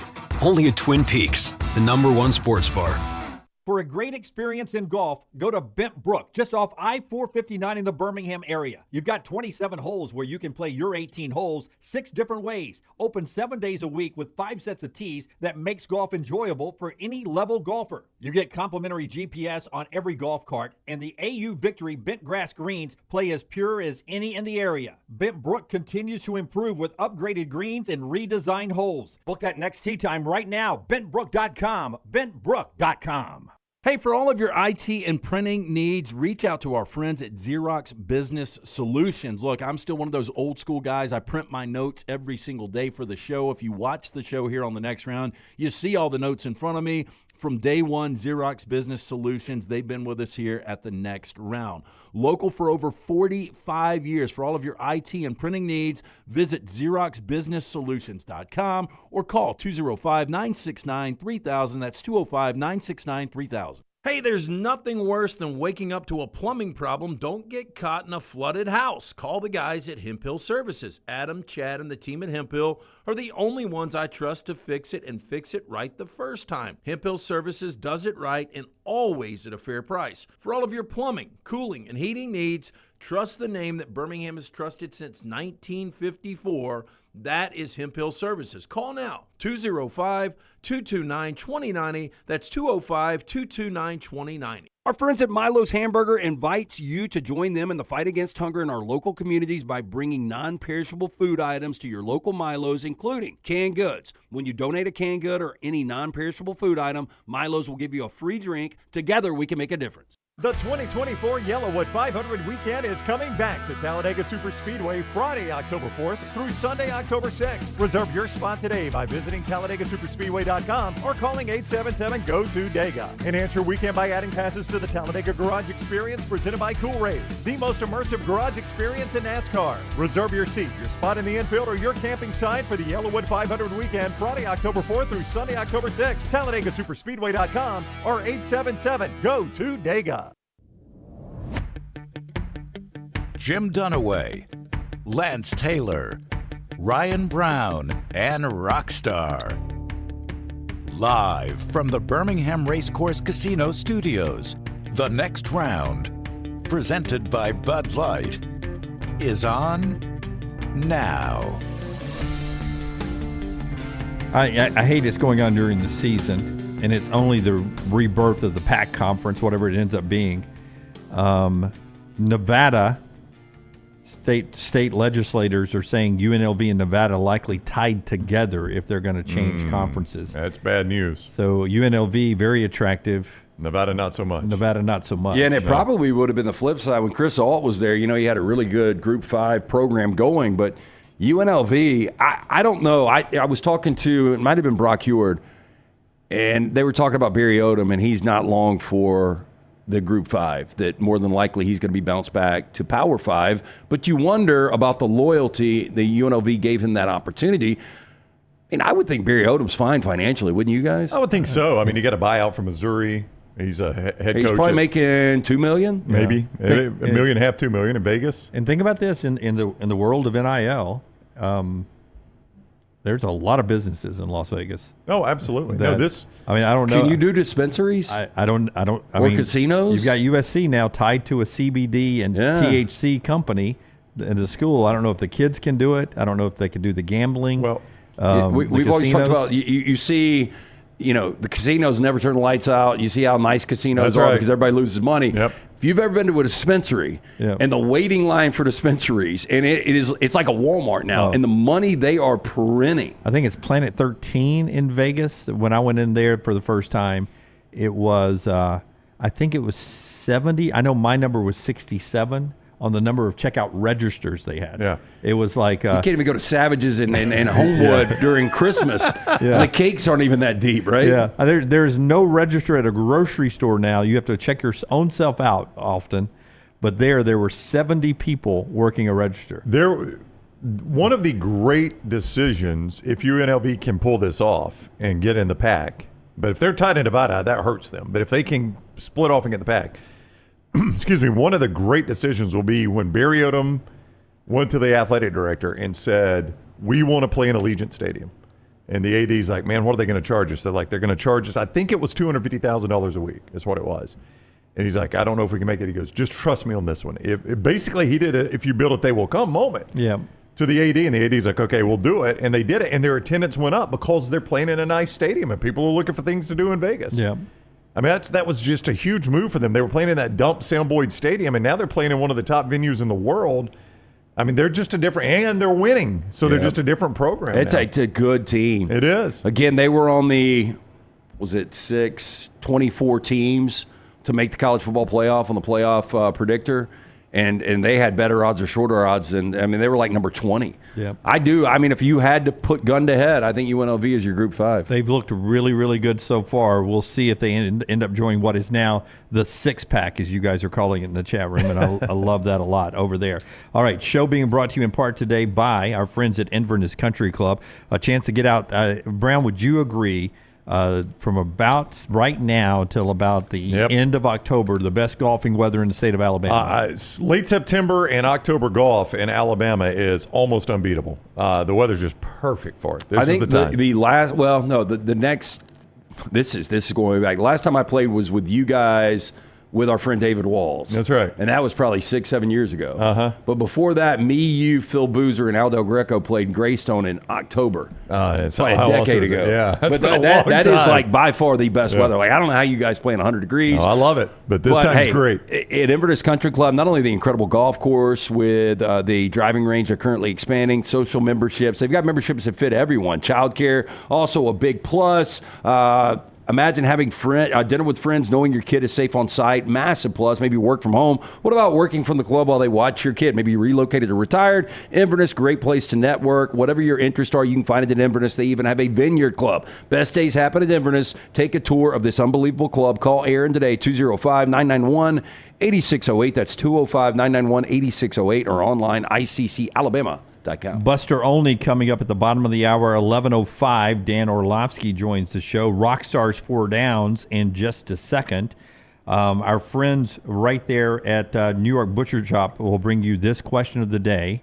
Eli Manning, Hall of Famer or not, he is on the list. First time yesterday. We'll know in 5 months who this year's inductees are. 2-time Super Bowl winner. But it was The Athletic that put together a reasons against list. Yeah, and I've always said he's not. I've always said he is because of the 2 Super Bowls. Because of his name. He won 2 Super Bowls. That is so did Jim Plunkett. That's the one guy that's not in. There's one guy not in that's won 2 Super Bowls, Jim Plunkett. I'm just telling you, if Manning was not his last name, he would not be in. Matt Ryan was a much better quarterback. Well, but Matt Ryan didn't win 2 Super Bowls. His career record, 117 and 117, so he's a 500 winning percentage. Mm-hmm. He never won a regular season MVP award. Mm-hmm. He was never an All-Pro. Okay? He led the league in interceptions 3 times. Yeah. He won 2 Super Bowls, and there is a service that ranks your quarterback, your Hall of Fame chances by using stats compared to other Hall of Famers and all that. Do they put name in there? Name is not part of it. He falls 85.01 right between Kurt Warner and Ken Stabler, who are both Hall of Famers. That's right. Yeah. And he's top 10 passing all time. Now, he won't be for long because Lance's boy is about to pass him and move into the top 10, which is that's pretty cool, actually, that Stafford's about to go top 10. Stafford, light year better quarterback than Eli Manning. But there's a difference in rings, and I get what you're saying, but you can't tell me, Lance, you can't tell me a top 10 all-time passer with 2 Super Bowls. I mean, the numbers are skewed, though. Top 10 all-time passer with 2 Super Bowl championships. Okay. You can't tell me it's only because of his last Eli name. Manning you can't tell me it's only because of his last name. It is because of the last name. It is not. He's a top 10 passer with 2 Super Bowls. It is because of the last name. But you're wrong about this. I agree with Brown on this. You're wrong about You this. take a top 10 passer with 2 Super Bowl championships, he's not in the Hall of Fame? I will tell you. Daniel brings up Eli Manning's a B-list actor that's always in Oscar-worthy movies. He basically is Casey Affleck to Ben Affleck's career. Yeah. Okay, I'm going to tell you, though, the name will make him a first ballot Hall of Famer. Probably so. Okay. But the numbers You get can't let him on first ballot. Oh, I bet he is. He will go in first. Oh, I'm sure. Yeah. He'll go in. That's where the name plays. Because I'm with the Dunaway. NFL licks the Mannings up and down. They do. He will go first ballot because of his last name. But eventually, like Ken Stabler, he would have had to wait and wait and wait. Unfortunately, it went past Kenny's life. And eventually, he would have been a Hall of Famer. Yeah. A 2-time Super Bowl Yeah, champion. I don't think, I don't know if Kenny deserved it. I mean, Kenny has many interceptions as touchdowns. Yeah, Kenny was long debated whether or not he should I mean, be he in wouldn't. there. If he wouldn't have died, he wouldn't have gotten in. Sean Alexander not in. We're all One-time gonna league die. MVP. Yeah. I'm a top 10 guy with 2 Super Bowl championships is getting in. Now, where I agree with Lance, and you said it, Manning is the reason he'll be a first ballot Hall of Famer, is that last name. I 100% agree with you on that. I think he goes in this year because of the name. And the stats would have eventually got him in anyway, though I did not know he led the league in interceptions 3 times. I didn't know that either, and I did not know his record was 500. Now, I would dare say if we took time, we could dig through and find some quarterback records of really good quarterbacks that might surprise you. That's they a won't be good 500. organization to be 500 you're with right. the Giants. It's an up and down organization. It's up and down, but I mean, for the most part, I mean, they figure it out. Like they have their down years, and then they bounce back. Like they'll flush Daniel Jones quickly. What do you think Warren Moon's record is? 203 decisions. All with the Oilers, or was he somewhere else? Warren Moon, he played with Seattle at the end. Okay. Yeah. Oh, and Minnesota too. Yeah, Minnesota were some good years. Kansas City. How many games? 103? 103 decisions. I would say 53 and 50. That's a good guess. No, 203. I'm sorry. Yeah. 103 and 100. 102 and 101. I mean, Warren Moon's a 500 quarterback. Yeah, it's a 500 league usually. Yeah. I always thought Warren Moon was a much better quarterback than Eli. I agree. The Is record. he not in the Hall of Fame? No, Warren Moon Okay, is. yeah. That was a Hall of Fame quarterback. Like Fran Tarkenton, you think he's that much better? I was going to get I upset. don't know. I never saw Fran play. I was going to get upset that Warren Moon wasn't in the No, he's in in. the- Fran okay. Tarkenton's in 124 and 109. That's better than 500, but That was a Minnesota Viking team that he took to the Super Bowl twice, I Yeah. believe, maybe 3 times. They were in there 4 times in the 70s. The Vikings rolled. In Dan the 70s. Fouts in. Did Dan Fouts Hall of Famer, you think? I mean, he's in the Hall of Famer. Do you think he belongs in the Hall of Fame? I don't know. 86, 84, and 1. Barely a 500 Yeah. quarterback. I mean, it it's was just a great offense. I know. I don't, Kurt Warner had Hall of Fame moments, and I'm a Rams guy and won the Rams their first Super Bowl, but I don't look at Kurt Warner and say, man, he's one of the best quarterbacks to ever play. That's our New York Butcher discussion about Eli Manning as a possible Hall of Famer. Tell us about New York Butcher. Yeah, one-stop dinner shop, great meats, the side dishes, fantastic desserts, great selection of fine wines, rare quality, well-done service. Stop into one of those 2 locations. Go see Jim and all the fine folks there. Tell them the next round sent you. The original Cabo Heights, Highway 119 in Greystone. It is the New York Butcher Shop. Hey, before we crank up Rockstar's 4 downs today, and they're never sports, in the mybookie.ag chat room, Cam says Auburn finds a way to win this weekend. It's Jordan-Hare Stadium with an SEC ticket coming to town. They did lose to Cal, but maybe a little bit more juice in the stadium. It's been 5 home games. Sort of wish this was a night game. Arkansas-Auburn. I mean, I like the way it lays in the TV schedule for me personally, but for the Auburn fans to enjoy a great conference game in the night atmosphere at Jordan-Hare Stadium, I think that would have helped Auburn a little bit more. I still think Auburn wins the football game, but it would have been a better atmosphere. So do you feel that confident, though? This is one of those games that I think could go. Oh, no, I don't. Coin flip. I actually felt more confident that they would beat Cal than I do this team. I do remember your confidence. I start with the teams overall. You just never know what you're going to get in this game. We've seen some really good Arkansas-Auburn games. We've seen some blowouts, too. But I don't know what you're going to get with the quarterback. I think Taylor Green has so much upside, but he's so inconsistent. I really don't know much about Hank Brown. I don't think we know anything really coming out of New Mexico. Auburn has stuck at 3, and I don't know if you remember the number I've been giving you on the total, 58, which I say go over, has actually dropped to 56. Total going down. This just seems like a high-scoring game to me. Well, I mean, the numbers, I mean, you said it earlier with Orlovsky, not just in the NFL. Yeah. The college game, it's been skewing under. Charlie says, I'm a Bama fan, but if I was an Auburn fan, I'd be screaming, give it to Jarquez, 2 tight ends, and just run Jarquez and Austin all day long. We'll see what Auburn does this weekend. More on them coming up a little bit later on the show. But right now, time for 4 downs. It's brought to you by our friends at Slice. Yeah, great place to get in. I was taking Leighton to dinner tonight, and she's like, can we go to Slice? And I'm like, of course we can go to Slice. 5 locations, Lakeview, Vestavia, Montevallo, Crestline Park, newest location in Edgewood. Get to see the Bajaya Brothers, local pizza, local ingredients from the Wing and a Prayer, the Hot Mama. You're going to absolutely love it. For more information, slicebirmingham.com. Lunceford with a good point. Joe Namath led the league in interceptions 4 times. He was in the Hall of Fame because of the show. Well, he had a losing record as a quarterback. He was in because of the guarantee. That's right. He's in because of the league. Eli doesn't get in without maybe the most ridiculous reception in Super Bowl history. I think that's part of it with Eli, too. And somebody pointed this out in the mybookie.ag chat room. He beat the Patriots twice, and that was the best product for 2 decades in the NFL. I do think that plays into it a little bit. Big on the big stage. Hit it, Rocky. First down. Think back to what you had for dinner this past Monday. How many consecutive days could you eat that meal? When I saw you text this last night, I thought it was so funny because Monday night, I went to Walk-Ons. And I got their chicken bomber, and I did it in a wrap instead of their Texas toast. And guess where I went Tuesday night? Walk-Ons. To Walk-Ons and got the chicken bomber. You can do that in the a wrap? Yeah. Oh. And I got a side of their ranch and a side of their honey mustard and just took turns dipping. First night I did waffle fries. Next night I did loaded mashed potatoes. That chicken bomber's a good sandwich. I did not know it could do. That's a game changer in the wrap. I did it. So what was so how many days could you do it in a row? How many consecutive days could you do it? I mean, I think I could do it 2 weeks. Rockstar, I am struggling to remember what I had for dinner Monday night. I'll go, Brown. I could do mine 2 weeks easy. I had a combination homemade sandwiches there. I had grilled cheese, and then I had an heirloom tomato sandwich, which I'm on a tomato sandwich kick. I love tomato sandwiches. Just heirloom tomato, salt and pepper mayonnaise, Duke's mayonnaise. I had that, and this is weird, but I took a handful of sour cream and onion chips and a handful of Fritos. And that was my side. Nice Diet Coke. Just finding ingredients in the house. Yeah. And sawdust. I can't remember what I had for dinner Monday night, Rockstar.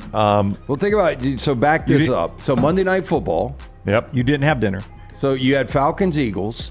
Yep. You see what I did there? Falcons first. The game was on the road in Philadelphia, so you got that correct. So back up before kick, what did you have? What did you say? We had late lunch.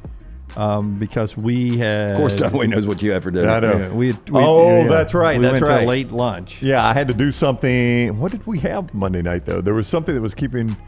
Oh, we had that charity thing out at Old Overton. That's right. Yeah, I did not eat dinner. That's right. Can I go with the late lunch? Sure. Just let your show wife tell you. You didn't have dinner. Pick a meal. We had a late lunch. How many times in a row do I have to eat it? How many consecutive days could you eat it? That was a pretty good sandwich. It's that place up here. Well, it's Culinary Dropout. It's that sandwich you had that time. I could probably eat that. Yeah, it's good. 5 straight days. I'd go 5 in a row. So you couldn't do the Chipotle 1,000 straight? I could not. No, I told our friend Will Haver of Taco Mama fame last night when me and Rocky were doing trivia with him about the Chipotle. I was like, I think I could, for enough, I mean, no offense, your product's great, but I would have to mix it up. I couldn't do the same bowl every time. Second down. What is a smell that you cannot stand? Any burp for me. I know this will get taken out of context. Like a fart. I've been around guys my whole life. Right. I mean, it's not great. I don't seek it out or anything like that. But a burp is the thing that is closest to making me throw up. If somebody burps and I get that smell from somebody, that almost makes me vomit.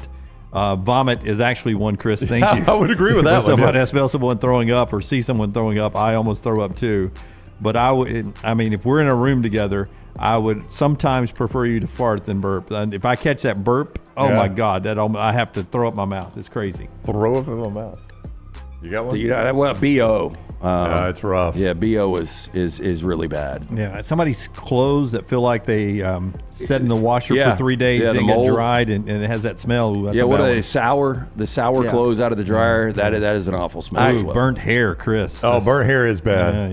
Occasionally I'll have the grill too hot, and I'll burn the hair on my fingers. Just right on top of my fingers, and you can smell it. That is a bad smell. Yeah. Sitting water, by the way. Have you guys ever had a big thing of sitting water and you push it over, and that smell that can come out of sitting water? Oh yeah, my granddad would call that stump water. Is that what you're talking about? Like stump water? Yeah, we used to have bucket that would catch rain before we even got indoor plumbing, and I don't know what we did it used it for drinking water, but we would catch the rain in a bucket, a cistern, and if we hadn't used it in a while and you turn it over, it would have a smell to it. Coffee breath too. Like I had coffee breath's bad. Really attractive girl that I knew, and she had coffee breath, and it was a What's shutdown. going to change your coffee breath is if you move your cup. Yeah, it's a good thing about you, Jim. This is such a good cup of Maggie's. People can drink so much coffee that they have coffee breath. Oh yeah, it's chronic. Yeah. I have a very high mouthwash that I keep now. I never get Very close high enough mouthwash. to you. Yeah. Brown, does he have coffee breath? I don't kiss. Intel. Rockstar, the smell of a hospital. I just do not like the smell of a hospital, and it's like clean death. Is that I fair? don't know what it is, but my wife used to work in a hospital back when we first got married, and she'd be like, "Why don't you come up and meet me for lunch? Eat in the cafeteria down there." And I was like, "Baby, I cannot do that. I just don't." I'd been there in a heartbeat. Wear that nursing outfit. A dead tooth smell on a pretty girl is a total turn off. So I had the dead tooth last year. Awful. Yeah. Oh my God! So had bottle and it got hit underneath, and so it killed this tooth. So I had to get the tooth extracted about a year ago. But when I went in to get it done, they said there was pus coming out of the top of the tooth. Yeah, that's not a good smell. Yeah. No, I remember. That's awful. I remember you would come in, and I think you told us if you smell my breath, let me know. Yeah. I mean, I got it taken care of as quickly as possible, but yeah, ain't much you can do about it. Third down. What is a childhood dream you never achieved? I wanted to be an astronaut. Yeah. Wow. Yeah, I did. I wanted to be an astronaut. That's showing how old we are, right? Yeah, it's true. I studied. You know anybody that wants to be an astronaut now? It doesn't come up much anymore. I studied the space program. I read a lot of books about it, like the Apollo project and all, and I really, really loved the space program. I wanted to be an astronaut. You think you would have been okay in closed spaces? Well, I don't know. I didn't really think through that. But you know what? It didn't matter. Yeah. As Lance said, not a whole lot of astronauts right I now. wanted to be a center fielder for the Dodgers. Didn't work out. Learned quick. Yeah. I mean, sadly, the only dream I had was to be a sportscaster. You've beautiful. You've achieved that. I mean, you've got two Emmys, right? From the 1900s. My second dream, if I had not been a sportscaster, I wanted to be a high school baseball coach, and I think I'd have been pretty good at that too. Yeah. Yep. So fourth down. Check. If you could remake any movie, but you had to use the cast of the Muppets, what film would you choose? The Departed. When you said that, I thought of Goodfellas too. I'd be like, I would want it to be as absurd as possible. Yeah, but that would be pretty good content. Yeah, I'd love funny. to watch that. I think The Departed would be hilarious. And, I remember, by the way, went to see The Departed by myself. And I remember I went to the shitty theater, Tyler, which one? The one that he goes free for, Lee Ranch. The one time, Lance. Never. So I went in there, and I could not believe that final sequence. Just the carnage of that sequence. And if you had a bunch of Muppets pulling that off, it would be incredible. Who plays Jack Nicholson? Well, all I can think about... Who is the alpha Muppet? Kermit. Oh, it's Kermit, yeah. Oh, he's not alpha. Oh, yes, he is. Kermit's too soft, though, Yeah, right? Kermit's more me. There's not like a hard Muppet. Well, Animal was kind of wild, wasn't he? Yeah. No, Animal wouldn't deliver his lines very well. All I can think about... Forrester's got it. No Country for Old Muppets. Yeah, let Forrester say it out loud. All right, Forrester. Forrester said it out loud. LT did, but I want to hear you say it. No Country for Old Muppets. You know, it's funny is I had a conversation with you a couple of months ago. We were talking about favorite movies, and you said that's your favorite. It's top 10 for me. Yeah. Number one. All I can think about when I thought about the Muppets doing Goodfellas is Fozzie Bear in a phone booth slamming the phone. Hey, what about when they open the... Who's in the trunk? Which Muppet's in the trunk? Oh, it's the beaker. Star Trek, Jody says Boogie Nights with the Muppets. Anybody skate? Somebody said Showgirls. That would be hilarious. Shawshank. Can you imagine Miss Piggy in the pool? Wait, who was the Muppet with the big nose? That could be was Dirk Gonzo. Diggler. Yeah, Gonzo could have been Diggler, right? Just hang that thing down between his legs. A little bit of a hook to it.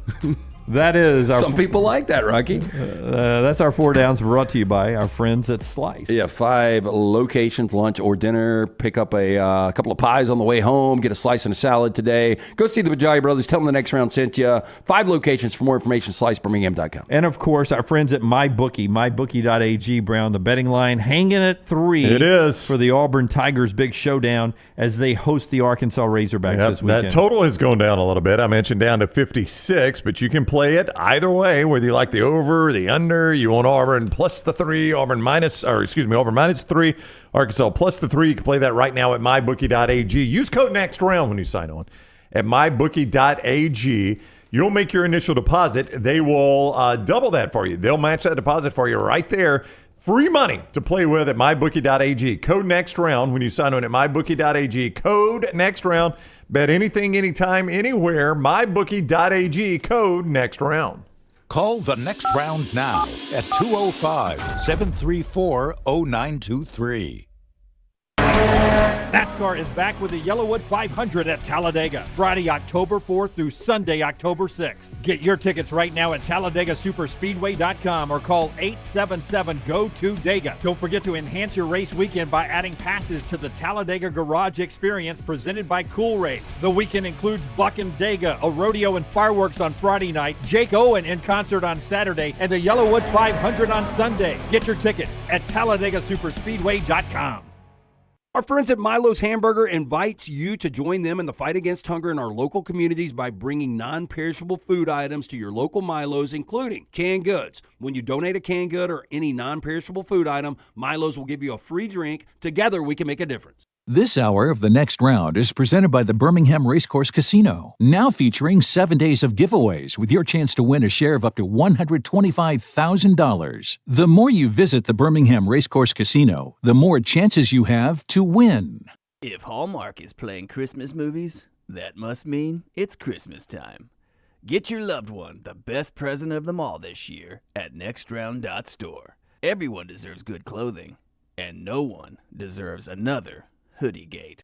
Hey, let me tell you about our friends at Urology Centers of Alabama. Compassionate and comprehensive urological care with 35 physicians, 17 locations across Alabama. Their patient-centered approach to all of your urological needs. Remember, they've got that new men's health center. It is beautiful, helping men with a wide range of sensitive male issues in a comfortable environment. You can always go online, visit urologycentersalabama.com, schedule an appointment with one of their many urologists today. Hey, Lance Taylor from the next round to tell you about my friends at Michelson Laser Vision, located conveniently UAB Highlands. Almost 20 years ago, I went in for the procedure. Only took 12 minutes for both eyes. When I went in, I had 2200 vision. I was legally blind. Now I have 20/15 vision, still 19 years later. Make the call today. Schedule a hassle-free consultation. 969-8100. Dr. Mark Michelson, Dr. Jen Michelson, Michelson Laser Vision. Make sure you tell them the next round sent you. 969-8100 or MichelsonLaserVision.com.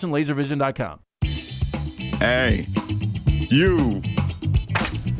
Feel that? That's fall in the air.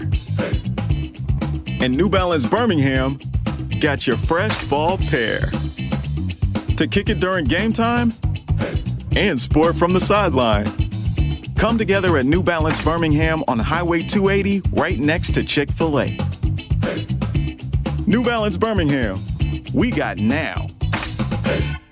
Hey, Lance Taylor from the next round to tell you about one of our favorite places for breakfast, lunch, and dinner. That is Hamburger Heaven since 1982. Hamburger Heaven has been serving Birmingham's best hamburgers, cheeseburgers, French fries, hand-spun milkshakes, and sandwiches made fresh to order. All of their ingredients are fresh and prepared daily. This includes their beef, always fresh, never frozen, hand-pattied each and every day. For breakfast, lunch, or dinner, visit any of the 4 locations, Highway 280, Irondale, Gardendale, and Homewood. The 2024 Yellowwood 500 weekend is coming back to Talladega Superspeedway Friday, October 4th through Sunday, October 6th. Reserve your spot today by visiting TalladegaSuperspeedway.com or calling 877-GO-TO-DEGA. Enhance your weekend by adding passes to the Talladega Garage Experience presented by Cool Race, the most immersive garage experience in NASCAR. Reserve your seat, your spot in the infield, or your camping site for the Yellowwood 500 weekend Friday, October 4th through Sunday, October 6th. TalladegaSuperspeedway.com or 877-GO-TO-DEGA. We talk about all the biggest games every Monday at 10:30 with Fox Sports analyst Joel Klatt. Presented by MyBookie.ag, promo code NEXTROUND. If it is meaningful at all in college football, we cover it Mondays with Joel Klatt, presented by MyBookie.ag on the Next Round.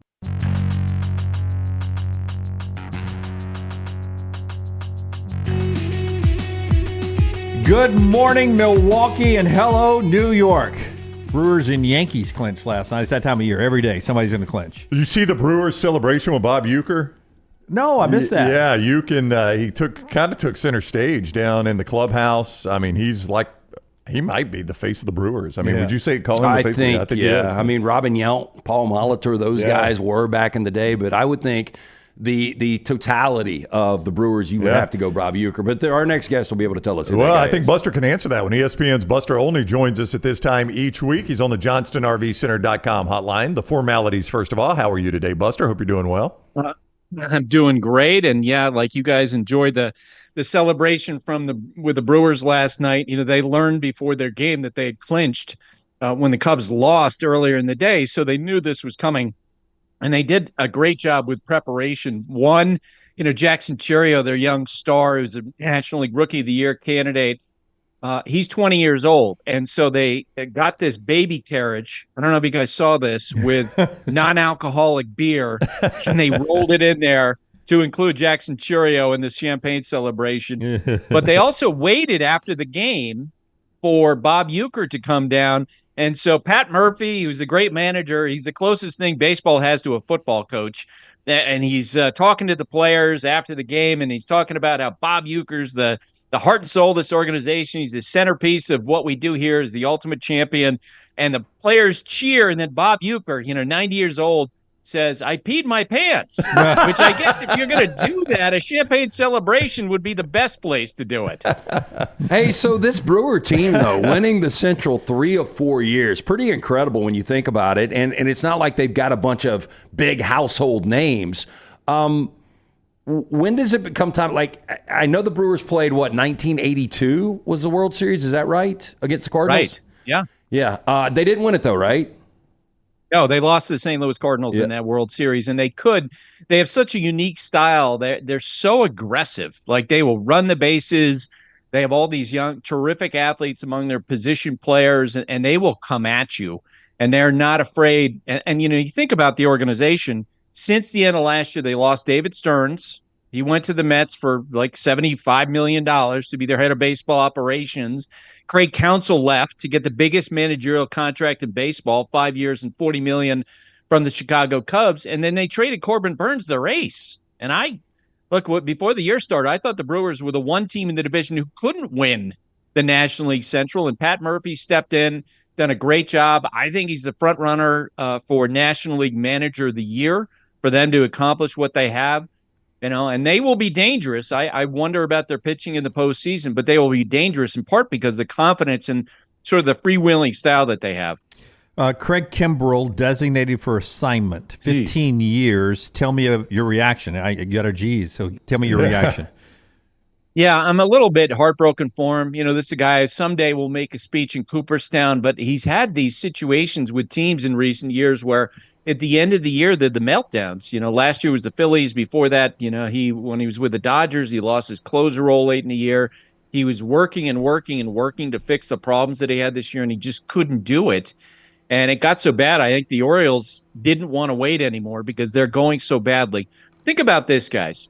On August 10th, the Detroit Tigers were 55-63, 8 games under 500. Since August 10th, the Tigers are 25-10. They are 15 games better than the Baltimore Orioles. They've made up 15 games in the Baltimore Orioles. The idea in this moment that the Orioles might not make the playoffs because of their collapse is shocking.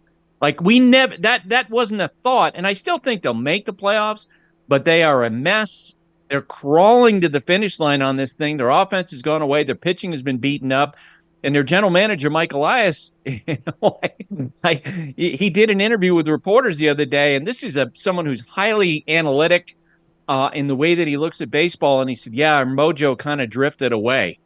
And I thought, man, that's like having the captain of the Titanic say, "Yeah, we hit an iceberg." I don't know.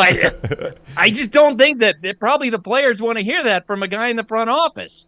ESPN's Buster Olney is with us. He's on the JohnstonRVCenter.com hotline. We may as well address it now. I don't know if it's ripping a Band-Aid off here for Braves fans, but 10 games to go, Buster. They're 2 back of both the Mets and the Diamondbacks. Good news is they've got a 3-game set with the Mets coming up, so you can close that gap. What does the prospect look like for Atlanta right now as you're 2 back with 10 to go?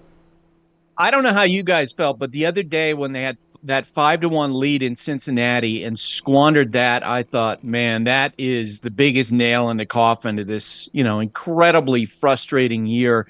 because, and we had the Dodgers and the Braves on Sunday Night Baseball, and just to look at that lineup, it feels like that every run requires a constitutional amendment for the Braves. I mean, they just have a tough time scoring with all these guys out of the lineup. And so when you get a lead like that and you're the Braves, you got to hold it, and it just didn't happen. So, I just, it's hard to see them, sticking with the Mets, who are playing so well right now, or, the Diamondbacks, a team that puts up so many runs. They're a great offensive team. It doesn't look good. I agree with what Gary Cohen, the Mets play-by-play man, said to me last week, that, in some respects, when you really look at who the Braves lost, it's incredible that they're even in the conversation here with 10 days to go. Well, speaking... Well, I was just going to quickly say and I'm sorry, Lance, with the Diamondbacks, Buster, like if you wanted help from them, they're at Milwaukee, who just clinched. I mean... Yeah, right. Maybe that doesn't seem like that helps you at all if you're trying to track down the Diamondbacks. There's a chance Milwaukee could start resting some guys down the stretch here. Yeah, and that's always the question down the stretch, is how motivated are the opposing teams. For example, the Washington Nationals, it feels like in their games recently that they're a team that and they got all these great young talented players, but it feels like that some of them have the foot out halfway out the door to Cabo if they fall behind in a given game.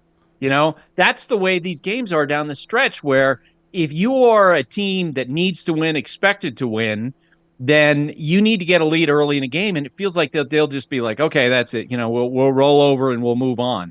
On the other hand, and maybe that's going to be the case for Milwaukee now that, you're going to have the hangover game, a couple days of celebration. There's not a lot of push there from them. But at some point, maybe they get interested in the games. I am going to be curious sort of how that plays out down the stretch. I'll give you the best finishing schedule for any of these contending teams. The Detroit Tigers, who we talked about, this amazing run they've had. Guess who they get to play the last 3 games of regular season? The Chicago White Sox. Yes, everybody wants that. You were talking about all the massive injuries the Braves have had to take on. The Dodgers starting rotation, and they're still battling for the best record in baseball. I cannot imagine. I know we probably have talked about this in the past, but if their rotation was whole, how good this team would be. But what do they do? What does Dave Roberts do lining this rotation up as we head down the stretch and into the postseason? Yeah, it's actually, and I mentioned we had the Dodgers on Sunday Night Baseball, so I had this conversation with Dave. It's pretty clear at this point, right? Jack Flaherty is going to either be number 1 or number 2. Yoshinobu Yamamoto has looked great since coming off the injury list. He's number 2. And then you got Walker Buehler, right? Who, he was having a terrible year. It felt like in that start against the Braves on Sunday night, in the 3rd inning, he hit rock bottom. He couldn't find the strike zone, and he came out the next inning, and he was making adjustments. He's pitching the ball down in the strike zone, doing all these things the Dodgers staff had talked to him about. It felt like in that moment that Walker realized, I can't bully hitters anymore. That's just not me. They need him to step forward. This is how desperate the Dodgers are for pitching, that Shohei Ohtani, okay, all year we've heard from the Dodgers, there's no chance he's going to pitch. Now he's coming back from elbow surgery. We're not going to pitch him. And over the weekend, it's like, well, if we get to the World Series, maybe we'll pitch him in relief. And you think about how crazy that is, that this guy's first pitching appearances in a given season would be in the highest adrenaline games of the year when he's come back from an elbow injury. But desperate times call for desperate measures, which is why the Dodgers, if they make the World Series, are going to be open-minded to the idea of Ohtani pitching in October. Yankees good enough to make it to the World Series this year since they've clinched now? What is this Yankees team compared to some in the past that have come up short? It is a total wild. Past Yankee teams, really, when you go back 25 years, they always had Mariano Rivera at the back end, the closest thing to a guaranteed in the sport. Now, when they get into October, whoever is the closer, maybe it's Luke Weaver, maybe it's Tommy Kahnle, but the bottom line is it's going to be an experiment. It's going to be someone who hasn't had that job for very long, but this is where the Yankees are. They have to hope that they get enough pitching and that one of these guys emerges in the bullpen the way Josh Sborz did for the Rangers last year and becomes somebody in October and steps up and answers that moment. I've never seen a postseason where it felt so wide open. I think the Phillies on paper are the best team, but man, you can make a case for any one of these teams, I think, that are still alive, except for the Orioles. The Orioles, I just can't see a reasonable path for them to win the World Series. So, Buster, I had Seattle against New York last night. I go to bed, and one of the things when I get up, I've got my phone on the charger on the vanity. So I'm going to the bathroom, I check it, and a buddy of mine says, you are going to absolutely die when you see how the Mariners lost this game. I go back and I watch the highlights, and I've never seen anything like this where Julio Rodriguez gets picked off at third base because he's trying to, get out of the way of a flying bat. And you know what's amazing about it? It might be the second worst base running play of the week for the Mariners. The worst base running play I've seen in my entire life happened in the first game of that series. Victor Robles is at third base. Count is 3-0 on the hitter. At bases loaded, the pitcher's on the ropes, and Victor Robles tries to steal home plate and is thrown out for the final out of the inning on a 3-0 count. It's insane. And if you guys can come up with a worst base running play, you will be hard pressed. Let me just say that. I assume he had the green light to steal anytime he wanted. Oh my God! And the coach was like, "Not there." Did you see Tristan Turner look into the Mariners dugout like, "What are we doing?" Some questions from the audience quickly, Buster. In the mybookie.ag chat room, Krusty says, "Ask Buster about nearly getting a rocket of a foul ball this weekend. You almost got hit. Is that the closest you've come to getting hit recently?" Recently, for sure. All I know is because in the position I had in Atlanta, all of a sudden I hear the sound of the bat, and then all of a sudden I see all the Braves players in front of me absolutely dive to the ground. They're diving out of the way, and I would have been hit before I even realized it. Okay, that's how hard that ball was hit. I had no chance. I didn't see it coming at all. Yeah, it was kind of scary, and I'm revisiting my conversations with my employers about a net. Bobby asked if we could ask you at least one bright spot for the Cubs. Could Pete Crow Armstrong, has he figured things out? Can he be the star they want him to be next year, do you think? I don't know if he's going to be a big star because there's some questions about his offense. But, yes, he has been the biggest revelation for the Cubs this year. Okay, there you go from the mybookie.ag chat room. All right, Buster, thank you very much for the time. Always great talking with you.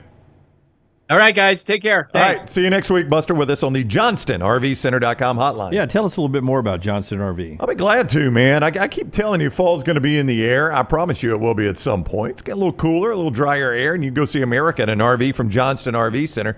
See fall in America from Johnston RV. They got great deals for you right now. JohnstonRVCenter.com, I-65 exit 304 in Coleman, 334 in Decatur. How about travel trailers as low as $145 a month? How about fifth wheels? They savings over $45,000 right now on fifth wheels. RV warranty forever. Make sure you've got the lifetime warranty on everything that is new or qualifying used at Johnston RV Center. JohnstonRVCenter.com. Okay, some dead wood time. Clean up some dead wood. I got it. For me, I was given the Tennessee stat from earlier and forgot to include the word road in it. Mm-hmm. Tennessee hasn't had a top 15 SEC road win since 2006 at Georgia. That was a mistake by me. I had two egregious ones. I misjudged what the audience would say about putting the visiting team first. Yeah, Lance agreed with me. It was a misjudgment on my part. I was wrong.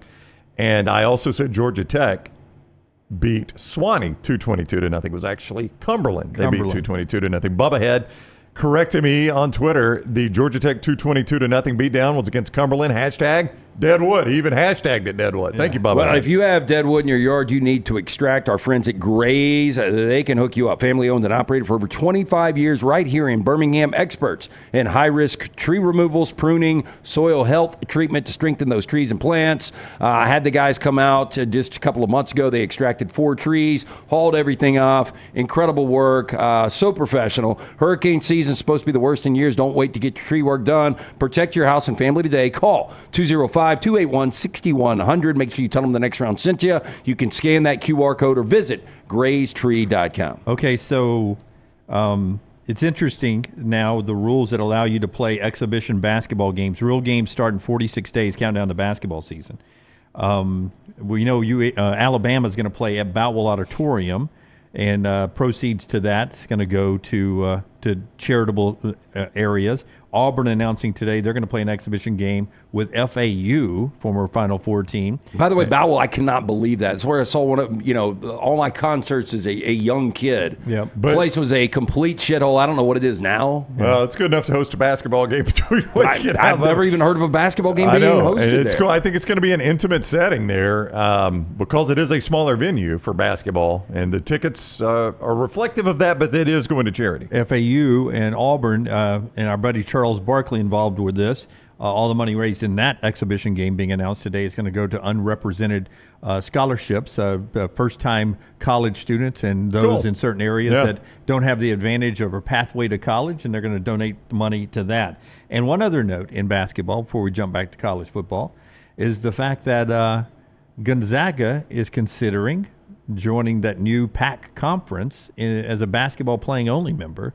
And if you got, is it St. Mary's, their big rival? Yep. If you get Gonzaga and St. Mary's out of that and throw it into the basketball only with Oregon State, Washington State. San Diego State, who's a good basketball program. You start filling up. That's a better basketball schedule, at least for Gonzaga and St. Mary's, than they have in the West Coast Conference. Yeah, West Coast Conference is going to be absolute garbage after that. So that's interesting to see what's happening with that Pac-6, the way it sits right now. McCurry Car and Truck Rental, they bring you today's tradition in our Spotlight, Rockstar. And tell us about McCurry Car and Truck Rental, and then we'll let Brown entertain us with his knowledge about a rivalry game this weekend. If you need a car, van, or truck, you rent it from McCurry. They make it easy, in and out quick. Spots there in Athens, Muscle Shoals, Huntsville, Coleman on 2nd Avenue Northwest, and opening right there at Tuscaloosa, Skyline Boulevard, so you can go there as well. Reserve your rental today, 256-559-1003, or visit McCurryRentals.com. The College Football Spotlight. College football's best traditions. So sultry. I know. That amber. Two different versions of our tradition today. I'm going to give you what I think is the most interesting version. The schools do not agree on where this tradition came from. Okay. I read both versions. One of them is super boring. One of them has a bit of flair to it. So I chose the one that has a bit of flair to it. Way to go, Brownie. Also, I am more of a fan of one of these schools than the other. So I went the school I'm more of a fan of. They've got the better story, and I'm more of a fan, okay? It's the battle for the Iron Skillet this weekend, boys. Y'all fired up for it? Battle for the Iron Skillet? I know you're more of a fan of SMU just based on uniforms, right? That is correct. I like SMU's uniform. And we've walked on that campus together, you and I. Yes, Jim, we have. The Iron Skillet battle, SMU-TCU. TCU-SMU, 4 o'clock CW is where you'll find that game on the old CW. They play for the Iron Skillet. And you may ask, why would they play for the Iron Skillet? Well, here's SMU's story. It goes all the way back to 1946. During pregame festivities, an SMU fan was frying frog legs. Why would he be frying frog legs, Jim? Because they're the Horned Frogs. That's right. TCU's the Horned Frogs. He was doing it as a joke, but they were eating the frog legs. Aren't they poisonous frogs, though? Yeah, they are. The TCU frogs are poisonous frogs. Yeah. These I would not imagine were poisonous frog legs. A TCU fan saw this as desecration of the frog, and he went over and told him that eating the frog legs was going well beyond the rivalry. This is beyond the pale. And they should let the game decide who would get the skillet and the frog legs. Well, SMU won the game and the skillet and the frog legs. The tradition eventually spilled over into the actual game, and the Iron Skillet is now passed to the winner. Scott showing you a photo of TCU. Is there a chance that's the Celebrating with original Iron Skillet? Don't know, Jim. I'm going to guess no. SMU has also won the Iron Skillet, of course. What would you put in there? Would you do a little grilled cheese, do some bacon? Both. With steak? What you don't do is you wash it. Once it gets seasoned, you got to clean it, but you don't want to clean it too much. That's the battle for the Iron Skillet. If you want to watch it, TCU is at SMU, 4 o'clock CW on Saturday. Yeah, my problem so far is I keep forgetting that CW has a football game on. I watched some of Ole Miss and Wake on it. Who's like the broadcast crew? I didn't know. I never had the volume up on it. Tomorrow night, probably their A team because you got San Jose State and Washington State at 9 o'clock. Yeah, on the CW. That's a good one. You think it's in the A team to that one instead of the? I don't know. I think I'd go Iron Skillet. I'm kidding. They're going Iron Skillet. Do you guys know anybody that's ever been hit with an Iron Skillet? I do not. It happened on cartoons a lot, Lance. Yeah, it seems like sometimes if you caught them running with the iron skillet, they put their face imprint in it. That's right, yeah. Like I've known of a guy that got hit with a tire iron, with a baseball bat, but never an iron skillet. I think that's more domestic, right? More internal. Probably so, It seems like I've seen my grandmother, God rest her soul, one that used to weld ships down in Mobile Harbor. Right. Her old man granddad come in late. Seemed like I've seen her cock the iron skillet, but never use it. Right. Threaten to use it, but never use it. Yeah, I mean, I don't know how you can't. That's going to lay you open, right? That's probably staples opposed to stitches. I think, or if it's a head wound, it's the one that splits the skull and ends you. Yes, yeah. I think iron skillet's going to put you under for a minute. Yeah,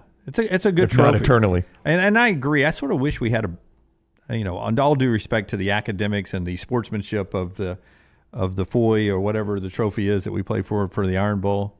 Sort of wish we had a trophy. Oh, see, I'm the exact opposite. I wish the Iron Bowl had no trophy. Yeah. I wish the statement there was winning the game is the trophy. We don't need a trophy to remind. The one thing we don't need to remember who won the Iron Bowl is a trophy. Yeah. Right? We won the game. That was the trophy.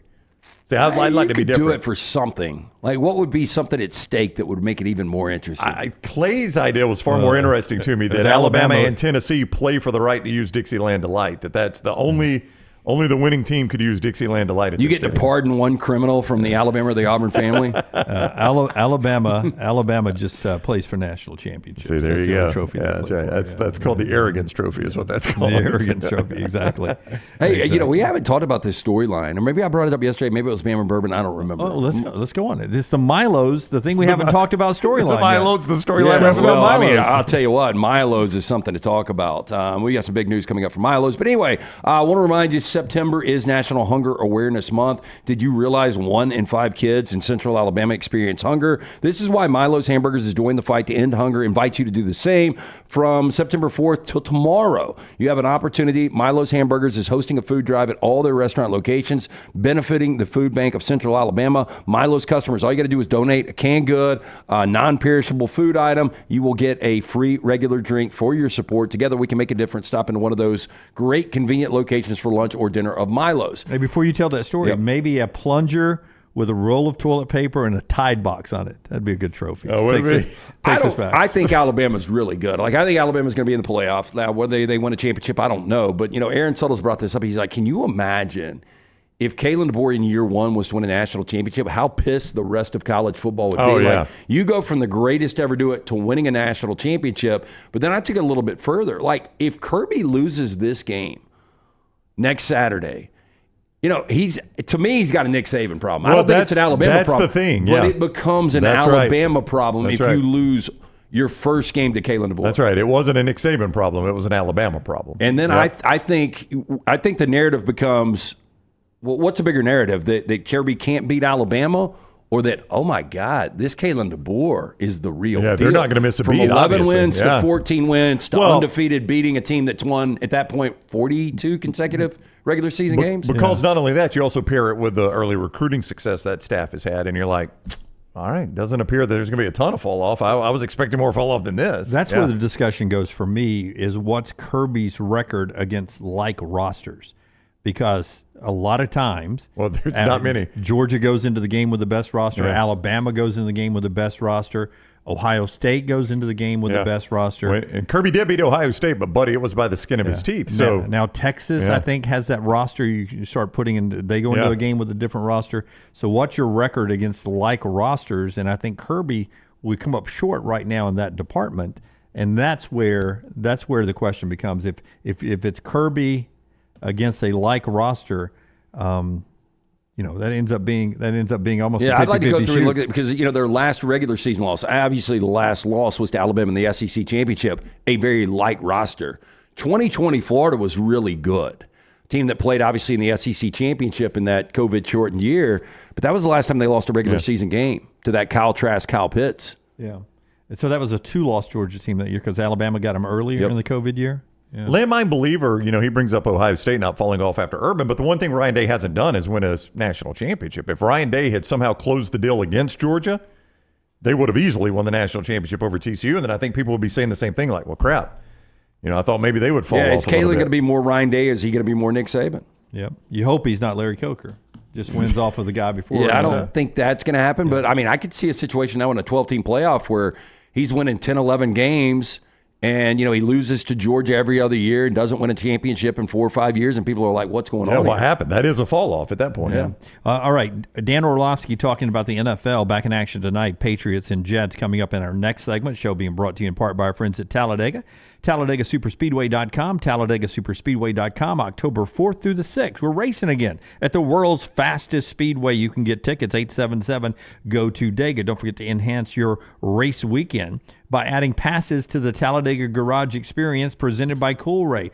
Up close and personal right there in the garage with your favorite teams. The top teams are in the garages. You can walk right into them from the Garage Experience to enjoy great food and drink as well. All right there. Get your tickets and all the fun stuff you see on your screen. The rodeo, the Jayco in concert, and great racing. 3 playoff racings, including the Yellowwood 500, October 4th through 6th at Talladega, TalladagaSuperspeedway.com. Everything Next Round is on demand now in the podcast section at nextroundlive.com. Twin Peaks is the best in the game. Here, you're in the red zone for every college rivalry and divisional matchup all season long. On game day, you never have to decide which teams to watch, only what combination of bites, burgers, wings, and more to order. Plus, where else are your favorite draft beers always poured at a frozen 29 degrees? Only at Twin Peaks, the #1 sports bar. Stick around after the sun sets. Twin Peaks is open really late. Wind down with bourbon and late-night bites. Only at Twin Peaks. Are you tired of buying your CPAP mask and supplies online only to be disappointed? It's time to visit CPAP Plus, your locally owned and operated CPAP shop that prides itself on personal service. Come see what you're buying at CPAP Plus with 3 convenient locations in Pelham, Highway 280, and now open in Trustful. Drop by for a free CPAP checkup and free filters, no appointment needed. Plus, sign up for their giveaway for a chance to win a free travel CPAP machine. Just Google CPAP Plus or visit any of those 3 locations. NASCAR is back with the Yellowwood 500 at Talladega, Friday, October 4th through Sunday, October 6th. Get your tickets right now at TalladagaSuperspeedway.com or call 877-GO-TO-DEGA. Don't forget to enhance your race weekend by adding passes to the Talladega Garage Experience presented by Cool Ray. The weekend includes Buck and Dega, a rodeo and fireworks on Friday night, Jake Owen in concert on Saturday, and the Yellowwood 500 on Sunday. Get your tickets at TalladagaSuperspeedway.com.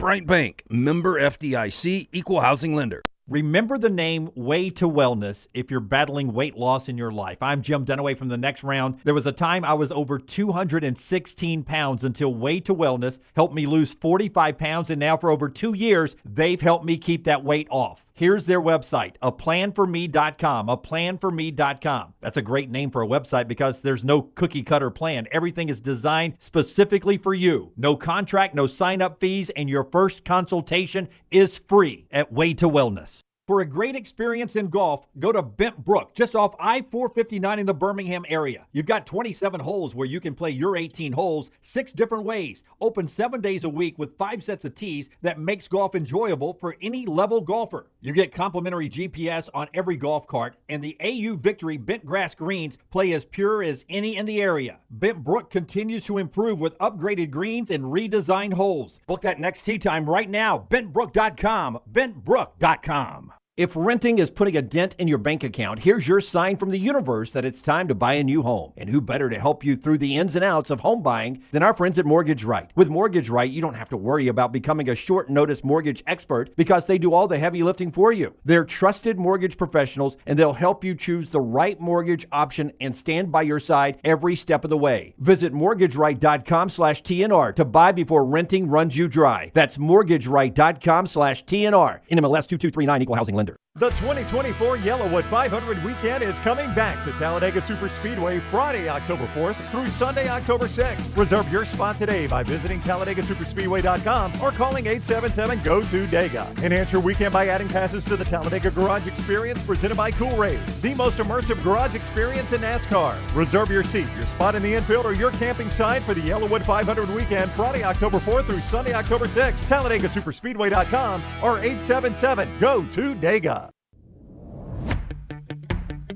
Jim Dunaway, Lance Taylor, Ryan Brown, and Rockstar. Live from the Birmingham Racecourse Casino Studios, The Next Round, presented by Bud Light, is on now. Here we go now. Roll into the final hour. Always brought to you by our friends at Champy's. Champy's world famous fried chicken. You get in your car, I usually drive like this, left hand on the console like this. Yeah, Some me people too. go out the window, right hand. You get in that car or truck, you just cruise on down to Highway 119, right there, just off the I-65 exit. You go into Sterling's Place, Champy's world famous fried chicken, and you feel like you're just stepped back in time a little bit, back when time was simpler, when food was brined overnight, when it was cooked to order, when it was piping hot, when you got what you paid for, when everything tasted great. You got a friendly smile from Megan when she's in a good mood. And Sterling, I love Megan. And Sterling is there to say, hey, partner, come on in. Pull up a chair, have a drink. It's all happening at Champy's. Champy's world famous fried chicken, champy'schicken.com. Hand-cut chicken fingers, great southern fried chicken, and Mississippi Delta recipe tamales. We love Champy's. You will too. champy'schicken.com. Brown, you look like you're about to say something. Nothing? No, I can give you something while we wait on Dan Orlovsky. He'll join us in a couple of moments. I was reading this article by Bill Barnwell. And can we do the proposed trade, by the way? You want to throw it out there? Because what I've got to say concerns Bryce Young. Okay, start it off because a viewer. So we had one of our listeners / viewers sent this on Twitter. I meant to respond last night. We were in the middle of trivia. I didn't. But then it got shot back again. Some other website picked it up. I don't know if he got it from them. Doesn't matter. But here was the proposed trade. Okay. Matthew Stafford goes to your Dolphins. Correct. Bryce Young gets traded to the Rams. The Panthers get a second round 2025 from the Dolphins and a third round 2025 from the Rams. This would be a massive upgrade for you guys, even at Tua. Oh, it puts us in Super Bowl contention. Oh, yeah. And then for the Rams, it's kind of an unknown. But I think working with a guy like Sean McVay when their weapons come back, I think it could be a great landing spot for Bryce Young. I don't know if there's any validity to this. Sometimes maybe GM or somebody in the front office sees something like this, and they're like, damn, maybe we can put this together. As a Rams fan, I think I would take it. I wouldn't love it. Are you giving up the 2 or the 3? I'm giving up the 3. Oh, yeah. I'd take it. It gives the Dolphins a Super Bowl chance with Matt Stafford.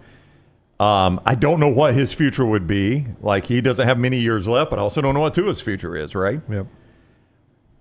And it's interesting you brought that up. Would you take it? I'd take it. Yeah, you'd hate to give up all you. Let's ask Dan when he comes on. Okay. You would take it.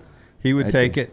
The Panthers, by the way, say they're not trading. Yeah, and I don't Bryce get Young. what's going on there. Why don't you play the guy then? I mean, his confidence is already killed. But let me give you Alabama fans that still love Bryce Young, let me give you some good news from Bill Barnwell for Bryce Young, because he writes an article saying that the Dolphins should go after the Panther quarterback, right? I understand. Bryce Young's QBR for this season is 9.1. You said you had never seen one in single digits, right? Yeah. There are actually 2 historically worse than Bryce Young's. Hang on. Okay. One of them's irony. Andy Dalton actually is one of them. A 7.4 QBR. I never would have thought that. What was that one like that off was season? in 2017. Okay. 2017. Now, this is just through 2 weeks. This is obviously not for Oh, yeah. Then just through 2 weeks. Do you know the worst one of all time? It's not Bryce Young at 9.1. It's not Andy Dalton at 7.4. But I'm about to give Bryce Young fans some encouraging news here. Do you know the worst one of all time?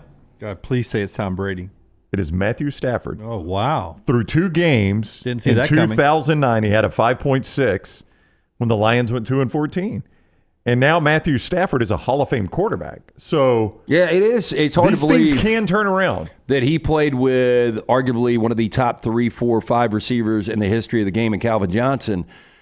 But he got beat to hell and back. They were terrible year in, year out. He survived all that, and he's going to be a Hall of Fame quarterback. I mean, how many guys actually don't have their career abbreviated? Yeah. How many go on and become Hall of Fame quarterbacks and have decade-plus careers when they get beat up like that? Yeah, not many, but Matthew Stafford somehow has managed to do it, and it's a testament to how good a quarterback he actually is. But Bryce Young's QBR, as bad as it is, isn't the worst of all time. Let's propose the trade. All right. So Dan Orlovsky joins us each week courtesy of mybookie.ag. Code next round when you sign on at mybookie.ag. Audience member Dan proposed a trade to us, and we would like your thoughts on it. Lance, as you know, is a Rams fan. I, as you know, am a Dolphins fan. You told me last week in this very spot. You told me last week at this very spot, I don't like what's going to happen to your Dolphins tonight. You undersold it to me, Dan. It could not have gone worse. You weren't bad enough. Sorry. So it's okay. It's not your fault. Here's the trade. Here's the trade proposal. And I think you were like me, Dan. Like, once Bryce Young was benched, I didn't know if there was going to be another opportunity for him in Carolina. It's just such an awkward situation. Now Carolina's saying they're not interested in trading. We've heard that before. And then, 6 hours later, the guy's gone. Here's the trade proposal. The Rams get Bryce Young. Okay. The Dolphins get Matthew Stafford. And the Panthers get a second round this year from the Dolphins and a third round from the Rams. Yeah, I think it's absolutely moronic from the Rams' standpoint. I mean, I'm not certainly giving away a third round pick and Matthew Stafford for Bryce Young. I think taking Bryce, if you're the Rams and trying to trade for Bryce and maybe like a 6th round pick or a 7th round pick for Bryce Young, then I can have the conversation.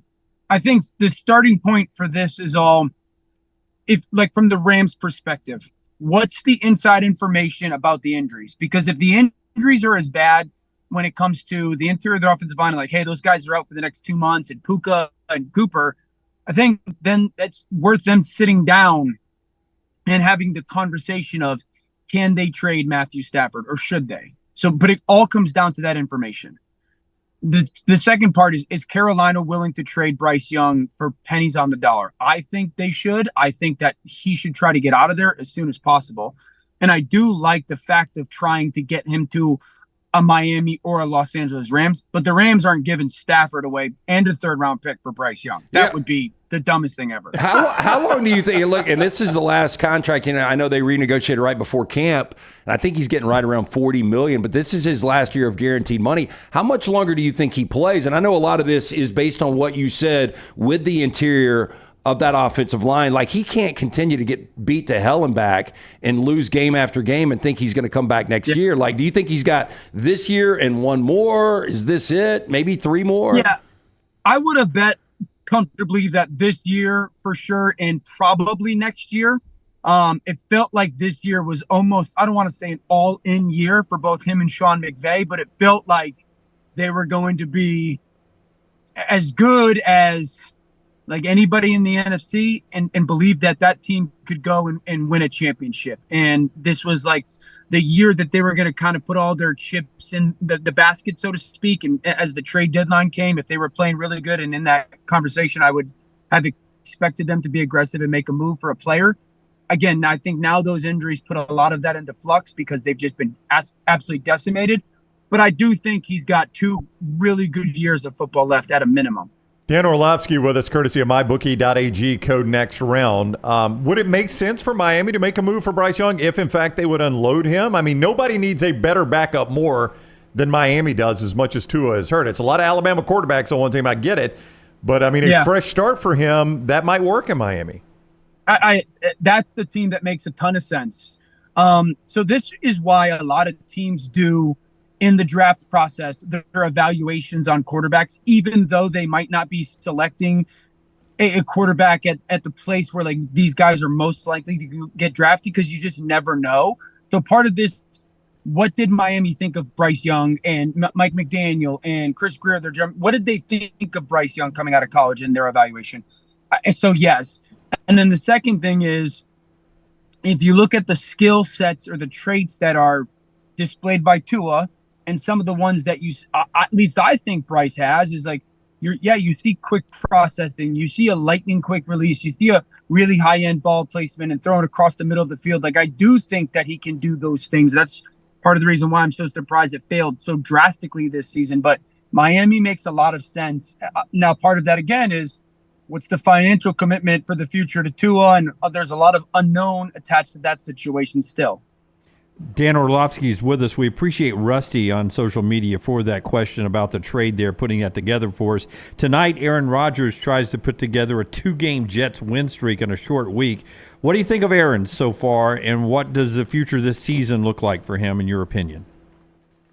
I was really encouraged by both him and the offense's performance in week 2. I felt they were fine in week 1 as well. I think they found a little bit of an identity last week, got into a lot of empty sets, 5 guys out in the pass concept. They ran the ball in outside zone, which was nice. I think Aaron's made some throws that are just marvelous. They look like vintage Aaron. You know, last week 1 to Alan Lazard, last week to Garrett Wilson a couple times. The 3rd and 1 to Garrett Wilson against Tennessee last week is off the charts. So very encouraged by the way the offensive line is protected 2 weeks in a row. Very encouraged by the way Aaron's made some big time throws.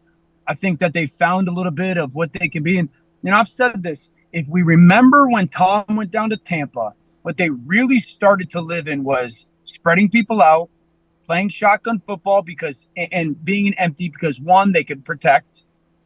2, Tom just saw everything so quickly and they had matchups and the ball came out quick. Now I do think you want to see Mike Williams, who they traded for from the Chargers, who's coming off the ACL. If he can get to like a really healthy place, I really believe this offense can be a very difficult matchup for a lot of teams. No disrespect to Josh Allen against the Cardinals in week 1 or Geno Smith last week in the overtime win against the Patriots, but the best quarterback play I've seen in one game through 2 weeks was Kyler Murray last week against the Rams. I mean, Dan, he played like an MVP. If he plays at that level, this Arizona team is not going to be good. They will be competing for a championship. Yeah, it's the best game I've seen Kyler play. I said that I thought his game on Sunday was top 5 player in the league type of stuff, not quarterback in the league type of stuff. He made some jaw-dropping plays that, only a handful of guys can make, some of the runaround plays. I thought he played unbelievably clean from the pocket, getting through progressions, making some really tight throws over the top of some defenders.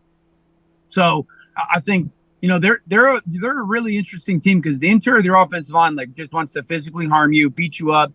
James Conner is a violent back, and they do a nice job running inside. They've got 2 or 3 tight ends that they put on the field. Marvin Harrison took a jump last week.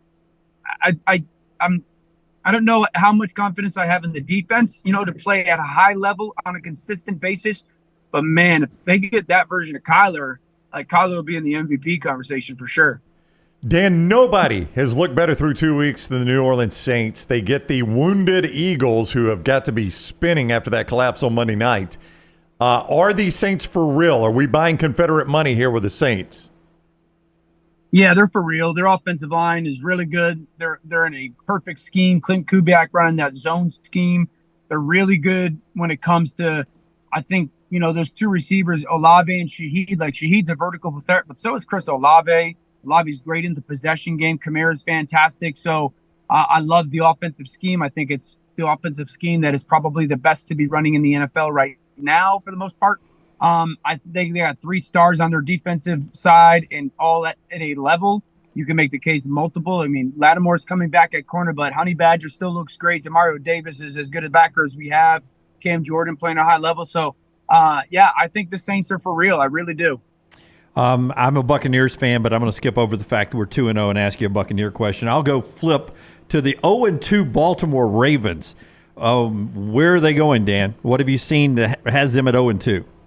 Yeah, I mean, their offensive line is not nearly what it has been in the past, certainly decades, but the past 4 or 5 years. The right side of their offensive line is really struggling, and that's, Max Crosby basically ended the football game, and that's how the Raiders won. So they got issues trying to, protect and run the football.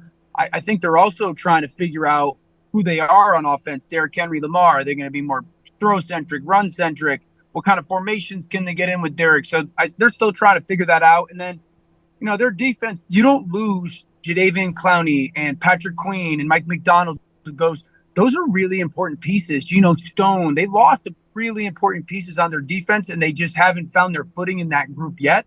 I think they do, but it's not going to be the number 1 defense in football like it was last year. Did you ever have a receiver in your career, high school, college, or pro, that loved to go catch a football no matter what it took, like Nico Collins is doing for C.J. Stroud? Did you ever have anyone that had your back like Nico has C.J. Stroud? I mean, I don't know how I dumbed into that life in football. I didn't get a ton of opportunity to start. But I played on teams with Calvin Johnson. I played on teams with Reggie Wayne. I played on teams with, rest in peace, Vincent Jackson.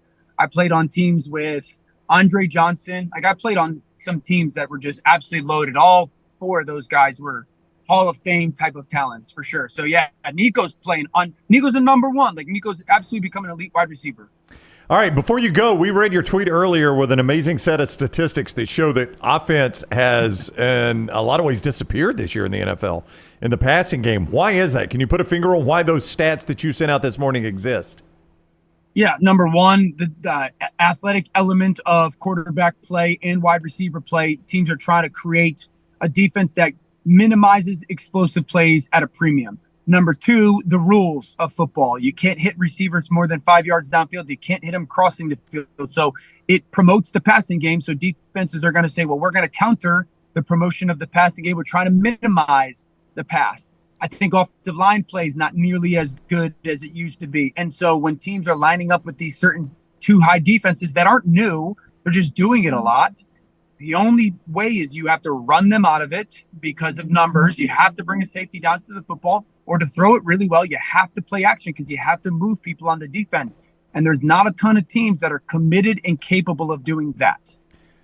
They better watch out because that running back stock had dropped. They're going to have to start paying running backs. They're going to have to start paying running backs again if they keep doing this. Back, running backs love that. Like bell bottoms and plaid, man. Here come the running backs. At Dan Orlovsky 7 is where you follow him on social media. You see him all week on ESPN. Thank you for the time, Dan. Safe travels. We'll see you next week. Have a great weekend, fellas. All right, buddy. You too. Dan Orlovsky with us on the JohnstonRVCenter.com hotline. He is presented each week by MyBookie.ag. Code NEXTROUND when you sign on at MyBookie.ag. Use that code. You make your deposit. They're going to match that deposit. You got double the money right there to play with.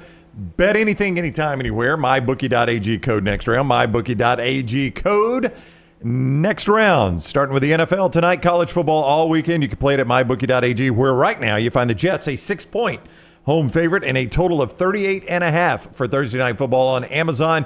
Start it right there. MyBookie.ag, code NEXTROUND. And we are kicking off the weekend the right way. Daniel Jones, our quarterback, coming in to give us IVs from HydroLife Therapy tomorrow. IV therapy, compression therapy, B12 injections, cryotherapy, all under one roof. And now, if you're tired of feeling stuck in your weight loss goals, discover a personalized approach that works with HydroLife Therapy's weight loss therapy.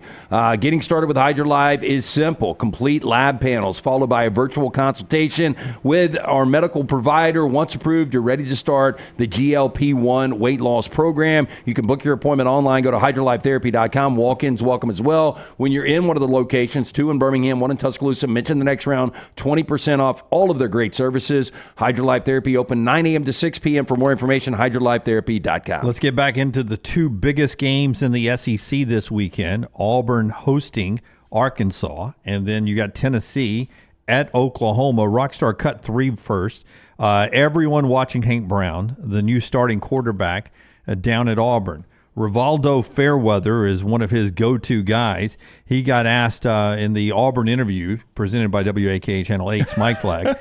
He got asked this week about the importance of young Hank Brown getting a chance to have meaningful snaps before SEC play.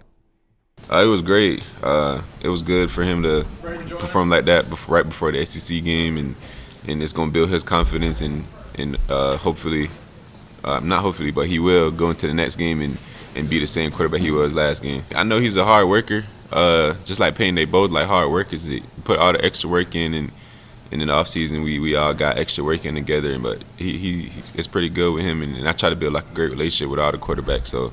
Yeah, it's great. You mentioned Fairweather. He's second on the team in terms of receptions. Keandre Lambert-Smith is first with 7. Fairweather's got 6. So both quarterbacks have looked at him a lot, and you understand why. You really like this guy. I like Fairweather a lot. I think he's he's going to end up having a better at next level career. I think he will play on Sundays. I think he's underutilized. Obviously, there were a lot of issues last year for whatever reason, just didn't get the touches. And now you've got, so many more options. So I don't know if Fairweather's going to get everything that, possibly should come his way. But, man, when, Lambert-Smith has been really impressive. Q next to Cam Coleman, and that's the thing to watch in that passing game. See when that Q turns into – you say Q's play in big games, so we'll see if Cam Coleman plays. Q's play, according to Kyle Rush at thebarnauburn.com. Rockstar, if you can just pop up still shot of that picture, that interview again.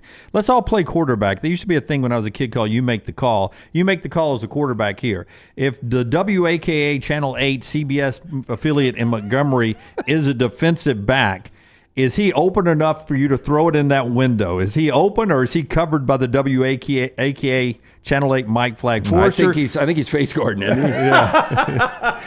That mic flag's gonna have to turn and play the ball. Yeah. Forrester, you're an old TV guy. Is he covered or not covered there, man? That's your definition of having to throw into a tight window. That's right. Yeah, you're gonna have to lead him. You're gonna throw him open. Lead him towards the tablecloth. Cover a receiver like WAKA covers up an interview at Auburn. Go get him, Channel 8. They got your attention. I have not seen something bother you so bad. It's working. Yeah. I really wouldn't have thought anything about it. I know Dunaway brought it up first day. Now it's all I could see, but it's because it's in the shot. If we had a telestrator or a big monitor, I'd walk back. I'd Kenny Smith right here, and I'd run back here like this, and I'd go, okay, right here. You see, they put the mic flag in this third. It's covered him up. Oh my goodness, that mic flag. Oh my goodness. Meanwhile, Rockstar, if you'll give me Auburn, Arkansas this weekend, by the way, Brown. Where is that game, Lance? That is in Auburn. Is it in your stadium? Okay, thank you for Arkansas, Auburn.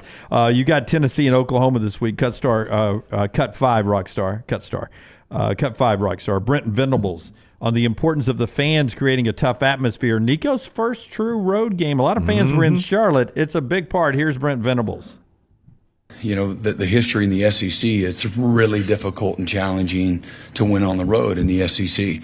And, you know, I will not be surprised if that's the kind of atmosphere that Oklahoma creates. It's going to take that. That's part of it, you know, as well. But I think, you know, we'll have the center stage in college football on Saturday night, and our fans won't disappoint. So 2 years ago, Tennessee averaged 46 yards per game, or 46 points per game. On the road, they averaged 36. Their overall is 46. On the road, they averaged 36. So significant drop from home to road, right? Significant drop from average to what you average on the road.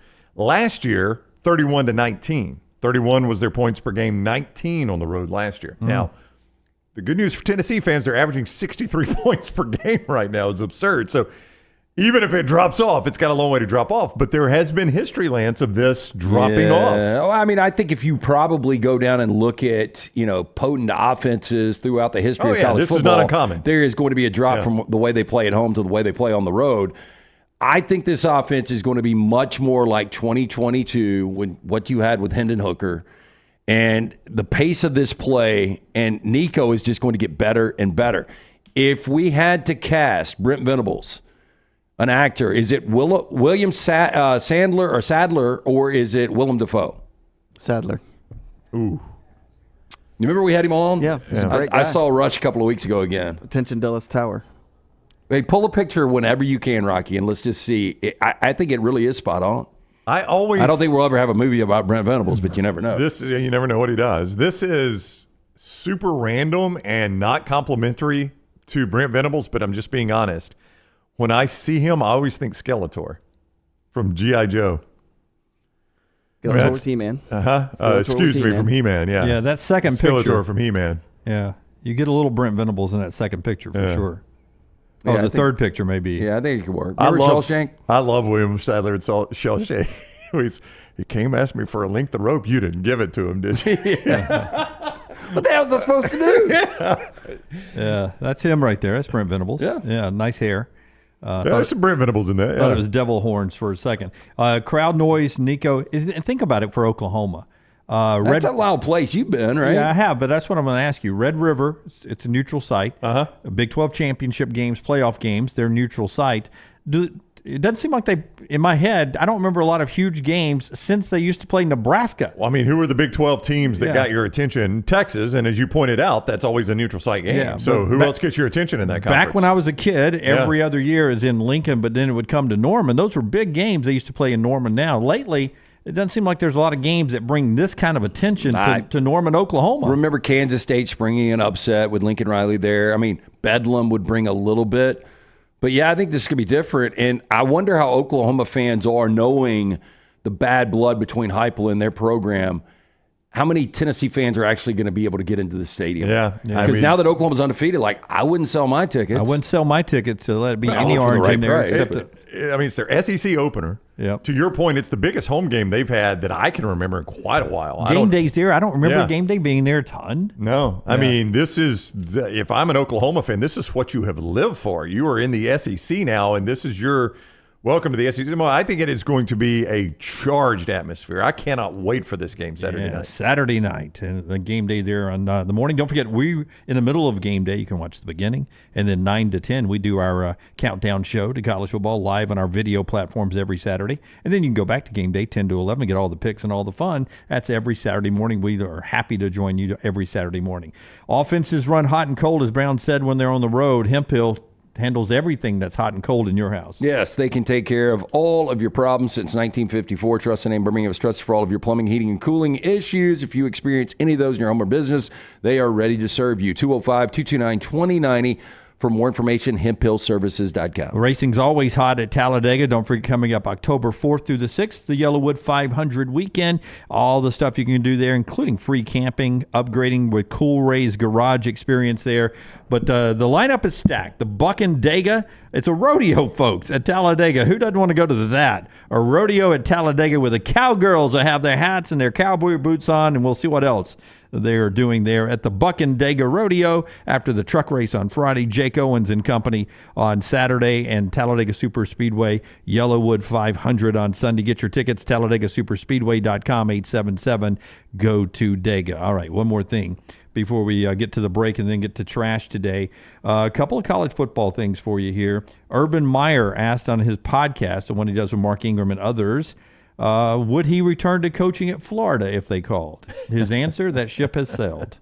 Surprised? Not surprised. Not surprised. I mean, how else are you supposed to answer? Because if he's like, oh, yeah, I would, then, it seems kind of desperation, and I don't think Florida's ever going to call. Yeah,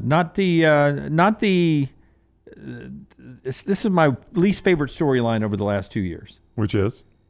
Is Cam Rising going to play or not? I know. He's going to play. But their head coach has created this storyline. Like, he keeps giving hope that Cam Rising is going to play, and then Cam Rising doesn't play. It was different last year. He wasn't healthy. This is a non-throwing finger injury. Yeah, and I think it was Marcelo. Yeah, it was Marcelo in the middle eight was like, if you watch that game, they thought they could beat Utah State easily without him. Yeah, that's it. That was a tight game in the first half. Well, but Isaac Wilson pulled him away, and I didn't think he was going to be nearly as good as he was against the Aggies, so they didn't need him. Yeah, I think Kyle Whittingham knew that. Did you guys realize there are two teams that have been featured in the most polls since 2014 when we expanded to a 14 playoff? The two teams that have been in the most polls without being in a college football playoff. Without it being in a college football playoff knocks out Alabama. Utah, and this is like the trivia question. You always know it's the team on the in the game. Utah. I'm going to say it's Utah and Oklahoma State. It is Utah and Oklahoma State. How about that? Utah, 44 of the 60 polls. Oklahoma State, 43 of the 60 polls. This game is massive for both coaches. Both of these coaches are in the twilight of their career, in both Kyle Whittingham and Mike Gundy, and both have never tasted postseason action. And now you feel like the winner of this game, it's going to be hard to find two losses after this. I think the winner of this game has a one-shot opportunity to get an auto bid. So long answer there. Cam Rising will play on Saturday. Well, that 2:30 window is really, really good on TV with Auburn, Arkansas, USC is at Michigan, and then that game we just talked about, Utah and Oklahoma State. That's a fantastic 2:30 window. Get the TVs fired up and the quad box is ready to go. It should be a lot of fun. Dr. B has got LT's hair looking good as we head to break here. Tell us about Dr. B. We got a great event coming up with him a little bit later on in this fall. Looking forward to seeing Dr. B in person again. Yeah, he got I do that non-invasive treatment on the couch 3 times a week, 30 minutes each time. That is it. T3hair.net. Call Dr. B today, 205-319-0316. Schedule that consultation that me and Brown have both had for more than 20 years. Women and men have turned to Dr. Beckenstein for a range of cosmetic and reconstructive procedures. He will use that experience, his advanced training and genetic testing to help his patients fully understand the procedures they are considering. Again, call 205-319-0316 or T3hair.net. Follow Rockstar on Twitter at RockstarBHM. Hey, this is Matt Roth, the franchisee of Walk On Sports Bistro in Birmingham. With the kickoff of football season, come visit us at one of our 3 locations, Stadium Trace, Greystone, or Trussville. Come enjoy our scratch kitchen menu while watching one of our 80 TVs. Whether you're looking for a pre- or post-game celebration, game day, or date night, we've got you covered. It's all about the win at Walk On Sports Bistro. Walk On, where everybody needs a little playing time.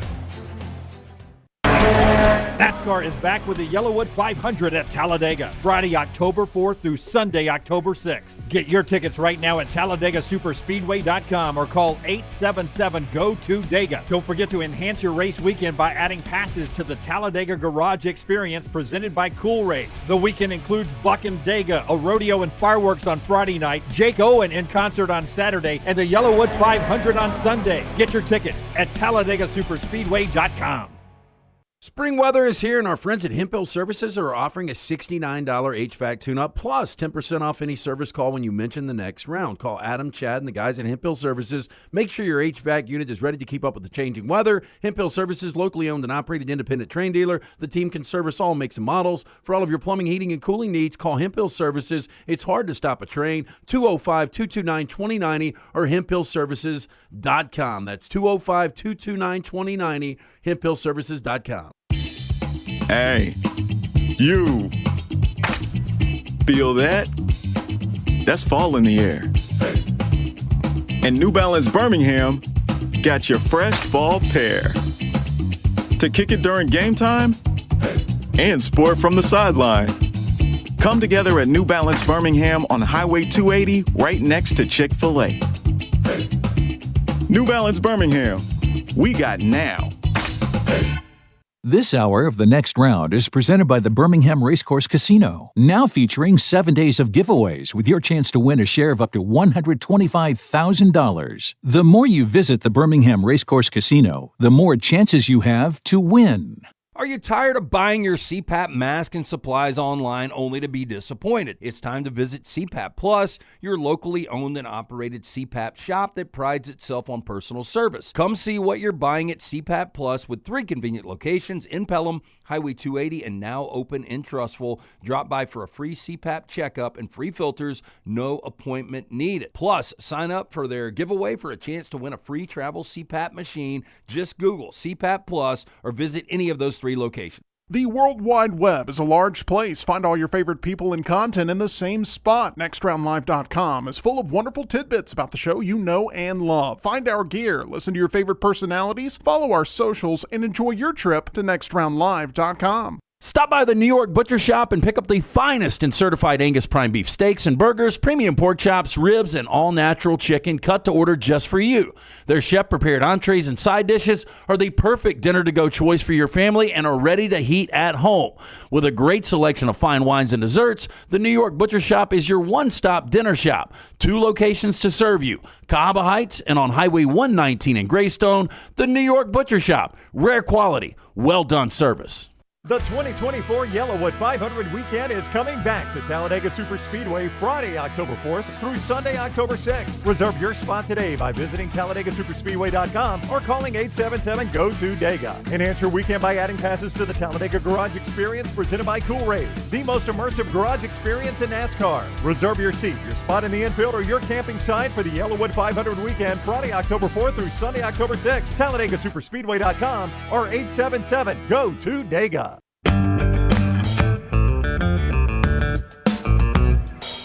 All right, LT's about to tell us about Michelson in a second, but going on over at covercrimson.com, not only do you have a new episode of Respect the Process with Kelly Hunter and the voice of the Crimson Tide, Chris Stewart, you got Clint Lamb breaking down not just his snap count and all the observations from Wisconsin, but one of the subscribers over at covercrimson.com asked Clint to break down third down distances and conversions by the starters. Seems like a lot of work. That's deep. But Clint did it. Okay, so what did you find? He went back and did it's too much for me to tell, bro. Okay, so go to covercrimson.com. I need to. Covercrimson.com for just $1 a month. You can start out and see if you like the content and hang around over there at covercrimson.com. And, of course, all the coverage leading into the big game at Auburn, thebarnauburn.com, thebarnauburn.com, where you get Brad Law and Zach Blackerby and Kyle Rush with their daily content, shows and everything, getting ready for the big weekend coming up. That look ahead to this college football weekend brought to you by our friends at Michelson Laser Vision. Yeah, make the phone call that I made more than 2 decades ago. I was legally blind without the aid of contacts. 205-969-8100. Ask for Amy. Tell her the next round sent you. They're going to hook you up with a hassle-free consultation. 0 to lose to find out if LASIK is right for you. Also ask about the pre-inflation pricing. 205-969-8100 or michelsonlaservision.com. And some surprising winless teams after I tell you about Storm Restoration Roofing.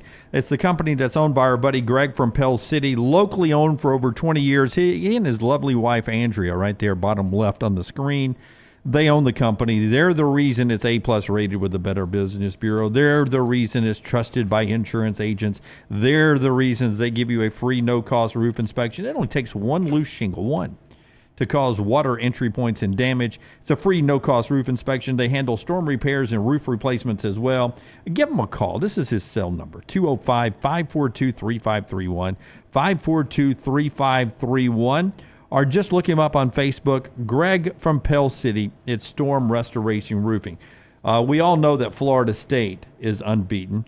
Cal at SMU and Clemson next 3 games. There's a path to 0-6 in that, by the way. There's no gimmies in there. Right? There are none. Yeah. Jack State is unbeaten. Excuse me, Jack State is winless. I keep saying I was unbeaten. about to say, did you... I'm so used to talking about 3-0 teams and not 0-3 teams. So Jack State's yet to win a game. I won't ask if you saw how they lost Saturday night. I have not. Tell me after I tell you who they play next. Southern Miss at Kennesaw State and at New Mexico State. Yeah. Should be 3 wins. Yeah. They should win all 3 They're of those. favored over Southern Miss by 6 Saturday. They went to overtime at Eastern Michigan, double overtime. They run the ball so close, they spotted it to a touchdown. Like the referees had to look at each other, and one guy marks him out on like the 1-inch line. From the shotgun, center snaps it over the quarterback's head to the 30-yard line. That's how Jack State lost. I mean, you've got, for the game, 1st and goal from the 1-inch line, and you're in the shotgun, and the center snaps it to the 30. It's been one of those kind of years for them. It has been. That's how you end up 0-3. Florida State, the 4th team since 1978, since we had that FCS-FBS merger, I think it was 1978, to go 0-3 after winning 10-plus games the year before. Can you name one of the other 3 since 1978 that won 10 games and then started 0-3?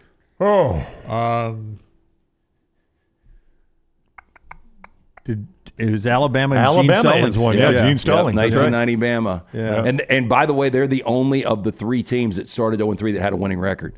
So this thing is trending for Florida State to miss a bowl. Yeah, and when you start to look at that's what's left, unbelievable. the other teams, just to let you know, 2012 Southern Miss, 1990 Alabama, and 1988 Tennessee. That's a great stat. I like that. That is a good stat.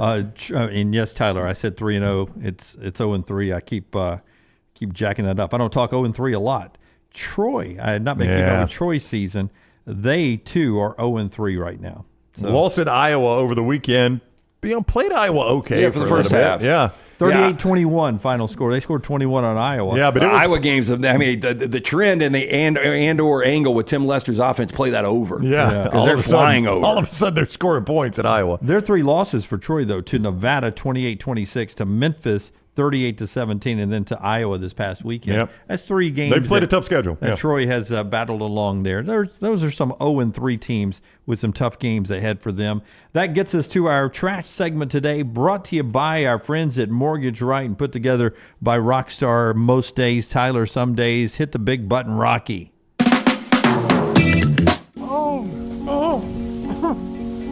Father of 2, Dale Decker, suffers from a rare and seemingly incurable condition that leads to him suffering up to 100 unwanted orgasms a day. LT's Trash is presented by Mortgage Right.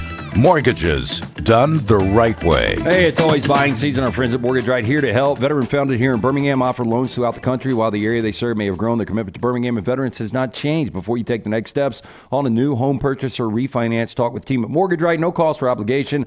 Find out what you qualify for today. You can get more information. Go to the website, mortgageright.com. Call 205-900-7200 MLS. 2239 Equal Housing Lender. I didn't know there was video of Dale Decker. Landmine Believer says this one always makes me laugh because I watched the video of Dale. Oh, I think he's like laying in a pasture. Yeah, he's in a pasture. I remember we saw it the first time. He's crawling for another orgasm. He's crawling on his knees. He's got him to his knees. I don't think I want to see it. I will tell you, we get these butcher bones from New York Butcher Shop for the dogs. And when Bullet is eating his, he makes the Del Decker noise. Yeah. I'll get it for you, Scott. Yes, I know you guys want to see it. I do want video of this. I do. So it's one thing to get your resume in front of a potential employer. It's another thing entirely to get that employer's attention. Pizza Hut, though, has another idea. I think this is kind of genius. Okay.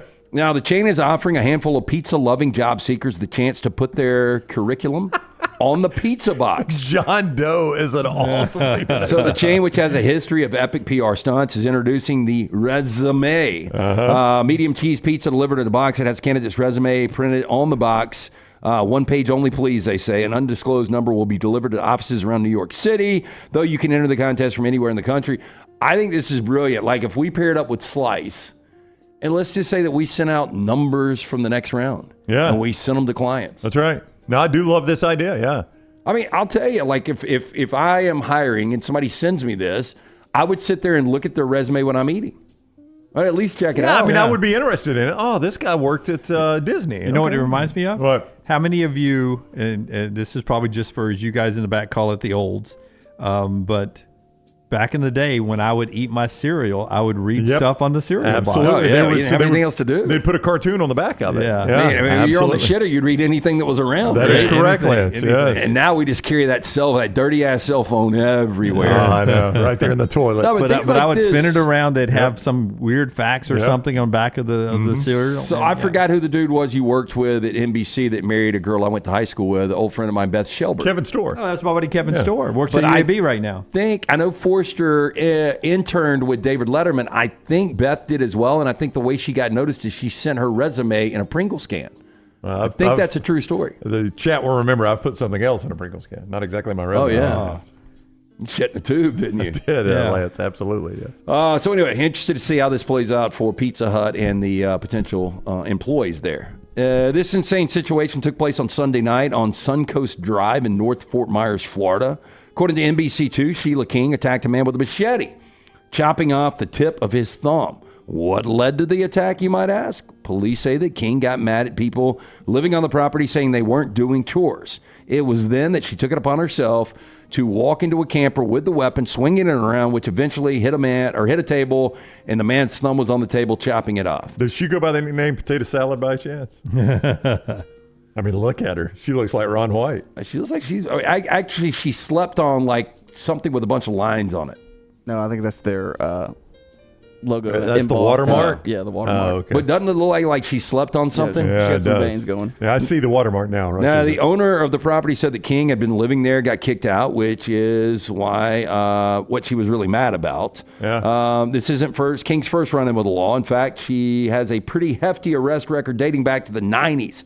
Lots of drug charges, fraud, burglary, traffic violations, probation violations, and failure to appear. I mean, chopping somebody's pinky off with a machete is pretty I've next never level, but it's seen- also excellent aim. That's I've never right. seen That a- you don't get multiple you didn't digits. yeah. I never saw the movie Machete with Danny Trejo. Nah, you know I missed that Was too. he the only guy that wielded the machete? I've never seen a woman wield a machete. I never saw that. I know, was it Machete Kills Part 2? So that was a good one. Hey, if Danny Trejo and her had an offspring, what would it look like? Leather. A purse. God, that would be rough, wouldn't it? So a Pakistani father, fearing for his daughter's safety, allegedly made her wear a surveillance camera on her head so he could keep an eye on her. They'll never notice. Is this? We always do. This is not stock photo. This is actually her. Huh? No, she's being interviewed by the tiny mic. Yeah, it's much smaller than the camera. You know, this could grow really bad for dad, you know? Yeah. Now, there is nothing good a parent won't do to ensure their kid's safety. For example, this man recently went on Twitter for installing a surveillance camera on his young daughter's head so he could monitor her activities throughout the day and make sure she was all right. Now, in a viral video entitled Next Level Security, a woman is shown being interviewed wearing the CCTV camera on her head. Asked about the bizarre accessory, she said that it was her father's idea, adding that she had nothing against it because she knew her parents were concerned about her safety. She's going to be tough to date. Yep. That's going to be a problem right there, I'm afraid. Yeah. Well, people would hardly notice it, though. I mean, it's Chances are that turns up at the Kentucky Derby next year. Everybody's looking for the new hat to wear. Oh, that's it? Surveillance. Dad's like, Misha, why do you keep putting your head in that dude's lap? It's resting. You guys are Finally, dancing all the time. Old slang terms for coffins. First one, the meat basket. Term meat basket. I was going to go with rot box. Now, I've heard meat wagon. I think SNL introduced that way back in the day with the ambulance. But the term meat basket is a portable wicker coffin used to convey a corpse to the morgue. Boy, how bad did that thing smell back in the day? I mean, look at that. There's plenty of holes for that stink to get out. Woo! Yeah. What about Scold's Cure? Not even coffins could escape sexism, according to the Greens. The phrase Scold's Cure, meaning funeral coffin, referred misogynistic concept that only death would silence a nagging woman. Wow. Only way she shut up, she dies. Thank God Sally got the Scold's Cure. The bone box. Hey, old this bone box. refers That's to a the good coffin one. or the hearse. And finally, the wooden kimono popped up around 1911 and appeared around 1911, not specific. Yeah, somewhere. Appeared in Bernard Wolfe's 1946 book, Really the Blues. Quote, I expected the man to turn up with his tape measure to outfit me with a wooden kimono. The wooden kimono will get you.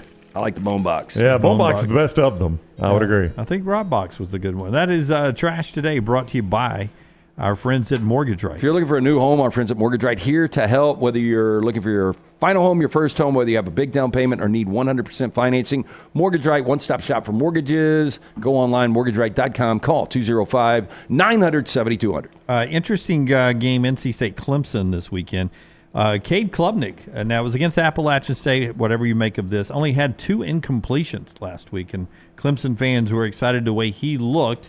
He has yet to be able to do something in consecutive games, I think, like this. So that'll be the big watch. And against a quality opponent, I don't know. I had bigger expectations for NC State, but after the 51-10 debacle, I don't know, where this team goes. You're starting a freshman quarterback this week. But I'll tell you, Dabo did make a statement after that Georgia game. I know it was Appalachian State, but that's still a really good Group 5 team. But to put 66 on the board and have 56 at halftime, and Klubnik, maybe this is what he needs to bounce out. I mean, the ACC's not over. You guys will give me that. I would give you that. Yeah, I mean, if Clemson wins the ACC, I'm not going to be floored. Yeah, more on the ACC in a second. One stat, and then it's our Champies rush to the finish here. Don't forget you can swing by Champies and get a nice, fast lunch during the business hours. Champies Chicken. It's the Champies rush to the finish. The segments he makes up on the fly own me. I just don't know. It's the old rush to the finish. Champies Chicken. See you in Buff, though. That's pretty good. Whoa.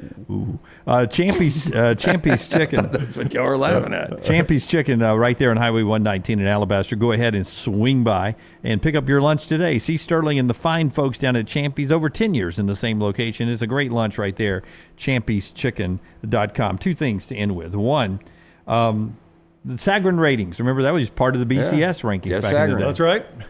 Currently, no shot at your Jacksonville State Gamecocks, but they they are the reason why this is happening. They get everything they deserve. They're 0-3. The Missouri Valley Conference, FCS Conference, is higher rated power conference-wise than Conference USA is right now, even with Liberty in Conference USA, because San Diego State is 58th in the Sagarin, North Dakota State is 72, South Dakota's 105, North Dakota's 107. So Sagarin rating of teams and those teams put into the conferences, then Mo Valley higher rated than the Conference USA. I can believe it. I mean, Conference USA has not been a good conference. I mean, you look, also Middle Tennessee. I mean, they're in Conference USA. Did you see what Ole Miss did to them? Yes. I mean, how does that affect your Sagarin rating when Ole Miss just destroyed them in Oxford a couple weekends ago? And then this comes from Breadman, one of our viewers and listeners, and he sent this on Twitter. Forrest, if you can find a Miami Hurricane schedule, and I know Miami has sort of a tricky game this week at USF. Anybody putting this in a tricky category? I had an upset alert, but I said I needed the points. Like, if Miami was to lose this game, I would be really, really surprised. Yeah, so Miami's at USF and in the Buccaneer Stadium this week. It's, on the slate, it's a watchable game. It's interesting. Breadman asked, how come no one is speaking about Miami in this scenario? If they win every regular season game 12-0, but then drop the ACC championship game, do you think at that point 12-1 Miami is a second ACC team in No, the playoffs. No, because here's your problem, Lance. Let me give you the problem. So they dropped the ACC championship game? Is that what you're saying? They win them all, and they just lose the conference championship, the auto bid. Here's the schedule. Yeah, here are going to be their wins if that happens. You find the ranked team in these, okay? Florida, FAMU, Ball State, USF, Virginia Tech, Cal, Louisville, who I think could be ranked at the end of the year. I think if Cal wins this week on the road at Florida State, Florida State's got a good reputation of losing games, but catapulting somebody into the top 25. Georgia Tech, then BC. If Cal goes 4-0, I think Cal is ranked Florida this week. State will not finish ranked. Nope. Duke will not finish ranked. Georgia Tech will not finish ranked. Wake will not finish ranked. I don't think Syracuse will finish ranked. Here is That's your going to be your problem. though. You're not going to have any top 25 wins. But if they're undefeated, right now they're number 8. They're going to be like 3 or 4 if they're undefeated. There is no way in a one-game scenario, unless they get run out of the building, that they drop from 3 or 4 outside of the top 12. You wouldn't think so, but Jim, it is a hard resume to support if they don't have any ranked wins. I get it, but the SEC fatigue too. You're going to be like, do we put a 6th SEC team in, or the team that was just number 3, 12-0 playing for their conference championship? Well, listen, I think a second ACC team probably starts limiting you on a 5th SEC team, and that's going to be the discussion, I believe. We say that. I don't know how many. Okay, so we know we got to have Big 12. We got to have ACC. Yeah. You got to have Group 5. So there's 3. Now you got 9 left. There's 7 wild cards. There's 5 automatic 7 wild cards. But when you look right now, the Big 10, I mean, I don't know how many great teams are in the Big 10 and all these SEC. I mean, they got to go somewhere. Well, I mean, if you got to fill this out. Yeah, if you've got 5 autos and seven auto bids, and just say you only get 3 from the Big 10. Just say it's Ohio State, Penn State, and USC, or Ohio State, Penn State, Oregon. Okay, but that's still 3's a lot. Yeah, so there's 4 left. Yeah. Of the wild card. So you're going to do 4 SEC teams right there, was what you would think automatically, right? That would give you 5 SEC teams. So you'd have SEC champion plus 4 more teams. Yeah, but if I'm looking at a 10-2 Missouri, a 10-2 Ole Miss, and I've got a 12-0 Miami, where those teams sat on their couch again and didn't have to play for a conference championship, I'm telling you, if Miami, and I don't think they go undefeated, but if they go undefeated and lose their conference championship, they're in. I'll tell you again. That's going to be the discussion round then, is 10-2 sitting at home, 12-0, and I got to go play a game. I'm just going to tell you again, that trip to Berkeley is a tricky trip for them. I don't know what you think the point spread would be. What's the point spread? I mean, if they played it this week, Miami would be 6.5. Yeah, I mean, that's less than a touchdown favorite on the road at Cal. Not a terribly difficult place to play. I think I would like Cal. I think I like Cal in that game, too. That's a tricky road game for Miami. I've said it all summer long, and now that I've seen Cal play, I double down. Yeah, they'll lose a game or two. Morgan says Louisville's winning the ACC.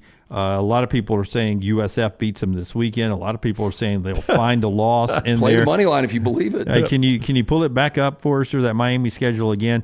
It is important, and I don't disagree, Brownie, that they won't be a lot of ranked teams on that schedule. Maybe 2, but if Cal can hold it together. But you're going to find a lot of people that are somewhere between 24 in the rankings. And I'm talking about the real rankings at the end, and 30 and 35, right? You're going to find a lot of teams that are going to fall just outside of the college football playoff rankings. Could be Virginia Tech, Georgia Tech. I mean, an upset win this weekend. I mean, you know, they get to 9 wins. Georgia Tech's ranked. Yep. Here's what I would also say. People might discount this. Miami is still a brand of some level.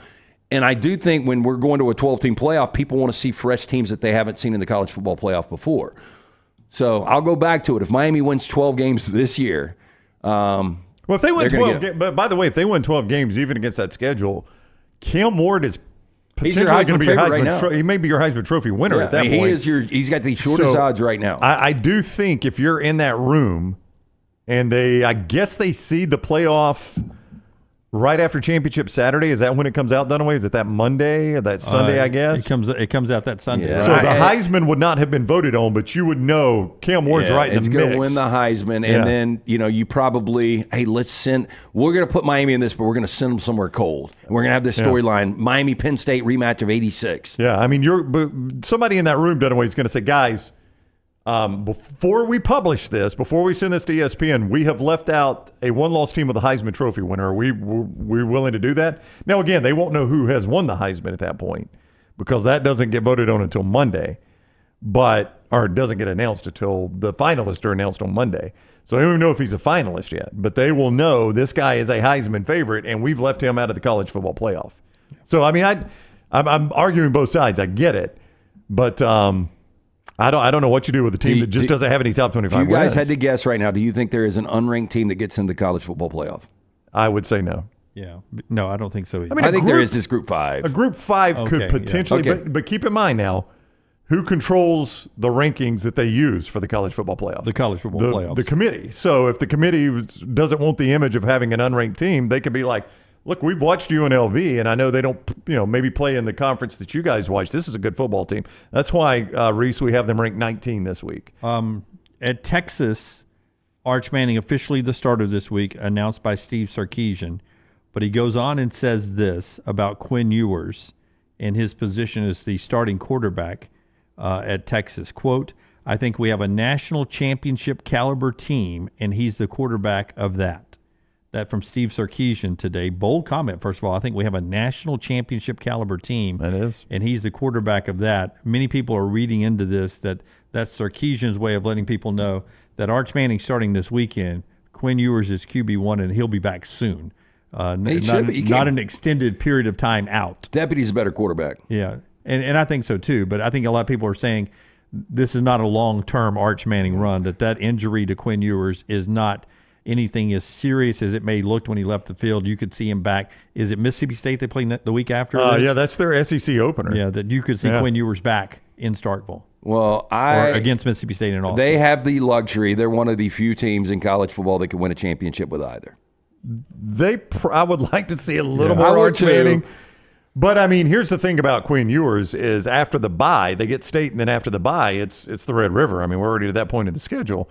So, I mean, you would definitely want to have him for the Red River. That is a team that's a game they've lost a lot lately. Oklahoma has owned them. If Ewers had struggled at all, you could see this as a storyline. Ewers was the talk of the country coming to that Michigan game, how well he played on the road he did. in the Big House. So, I just don't see anybody that thinks there's a reason Arch Manning should be starting. The number was 69 from Lunceford today. He sent it to me, so we've gone 60, 67, and 69 in the Buffalo Wild Wings Pick 3 that is up right now at nextroundlive.com. Nextroundlive.com. You can go and play the Pick 3 game. 60 people got into the drawing the first week, 67 the second week, 69 the third week. All right there online at nextroundlive.com. Go play it. And we appreciate our friends at Buffalo Wild Wings. You have all the way up to kickoff at 11 o'clock on Saturday. We don't play Thursday and Friday games. All right there, nextroundlive.com. Thank you to Lunceford for always doing the check on the numbers there and building that. We appreciate it so much. Nextroundlive.com. Go pick your games with great, cool drop-down boxes and everything. Always cool. He was talking in the chat room earlier. He was surprised how many people played Ball State in the Pick 3. Over Miami? Yeah, or just inside the points to get a win. We'll do our own Pick 3 tomorrow. You can talk about it on the show in the chat room. We'll give you ours tomorrow. Don't forget the Meltdown at 2 today. And continuous coverage of Alabama and Auburn at covercrimson.com and thebarnauburn.com. Back with you tomorrow. Until next time, God bless you and God bless America.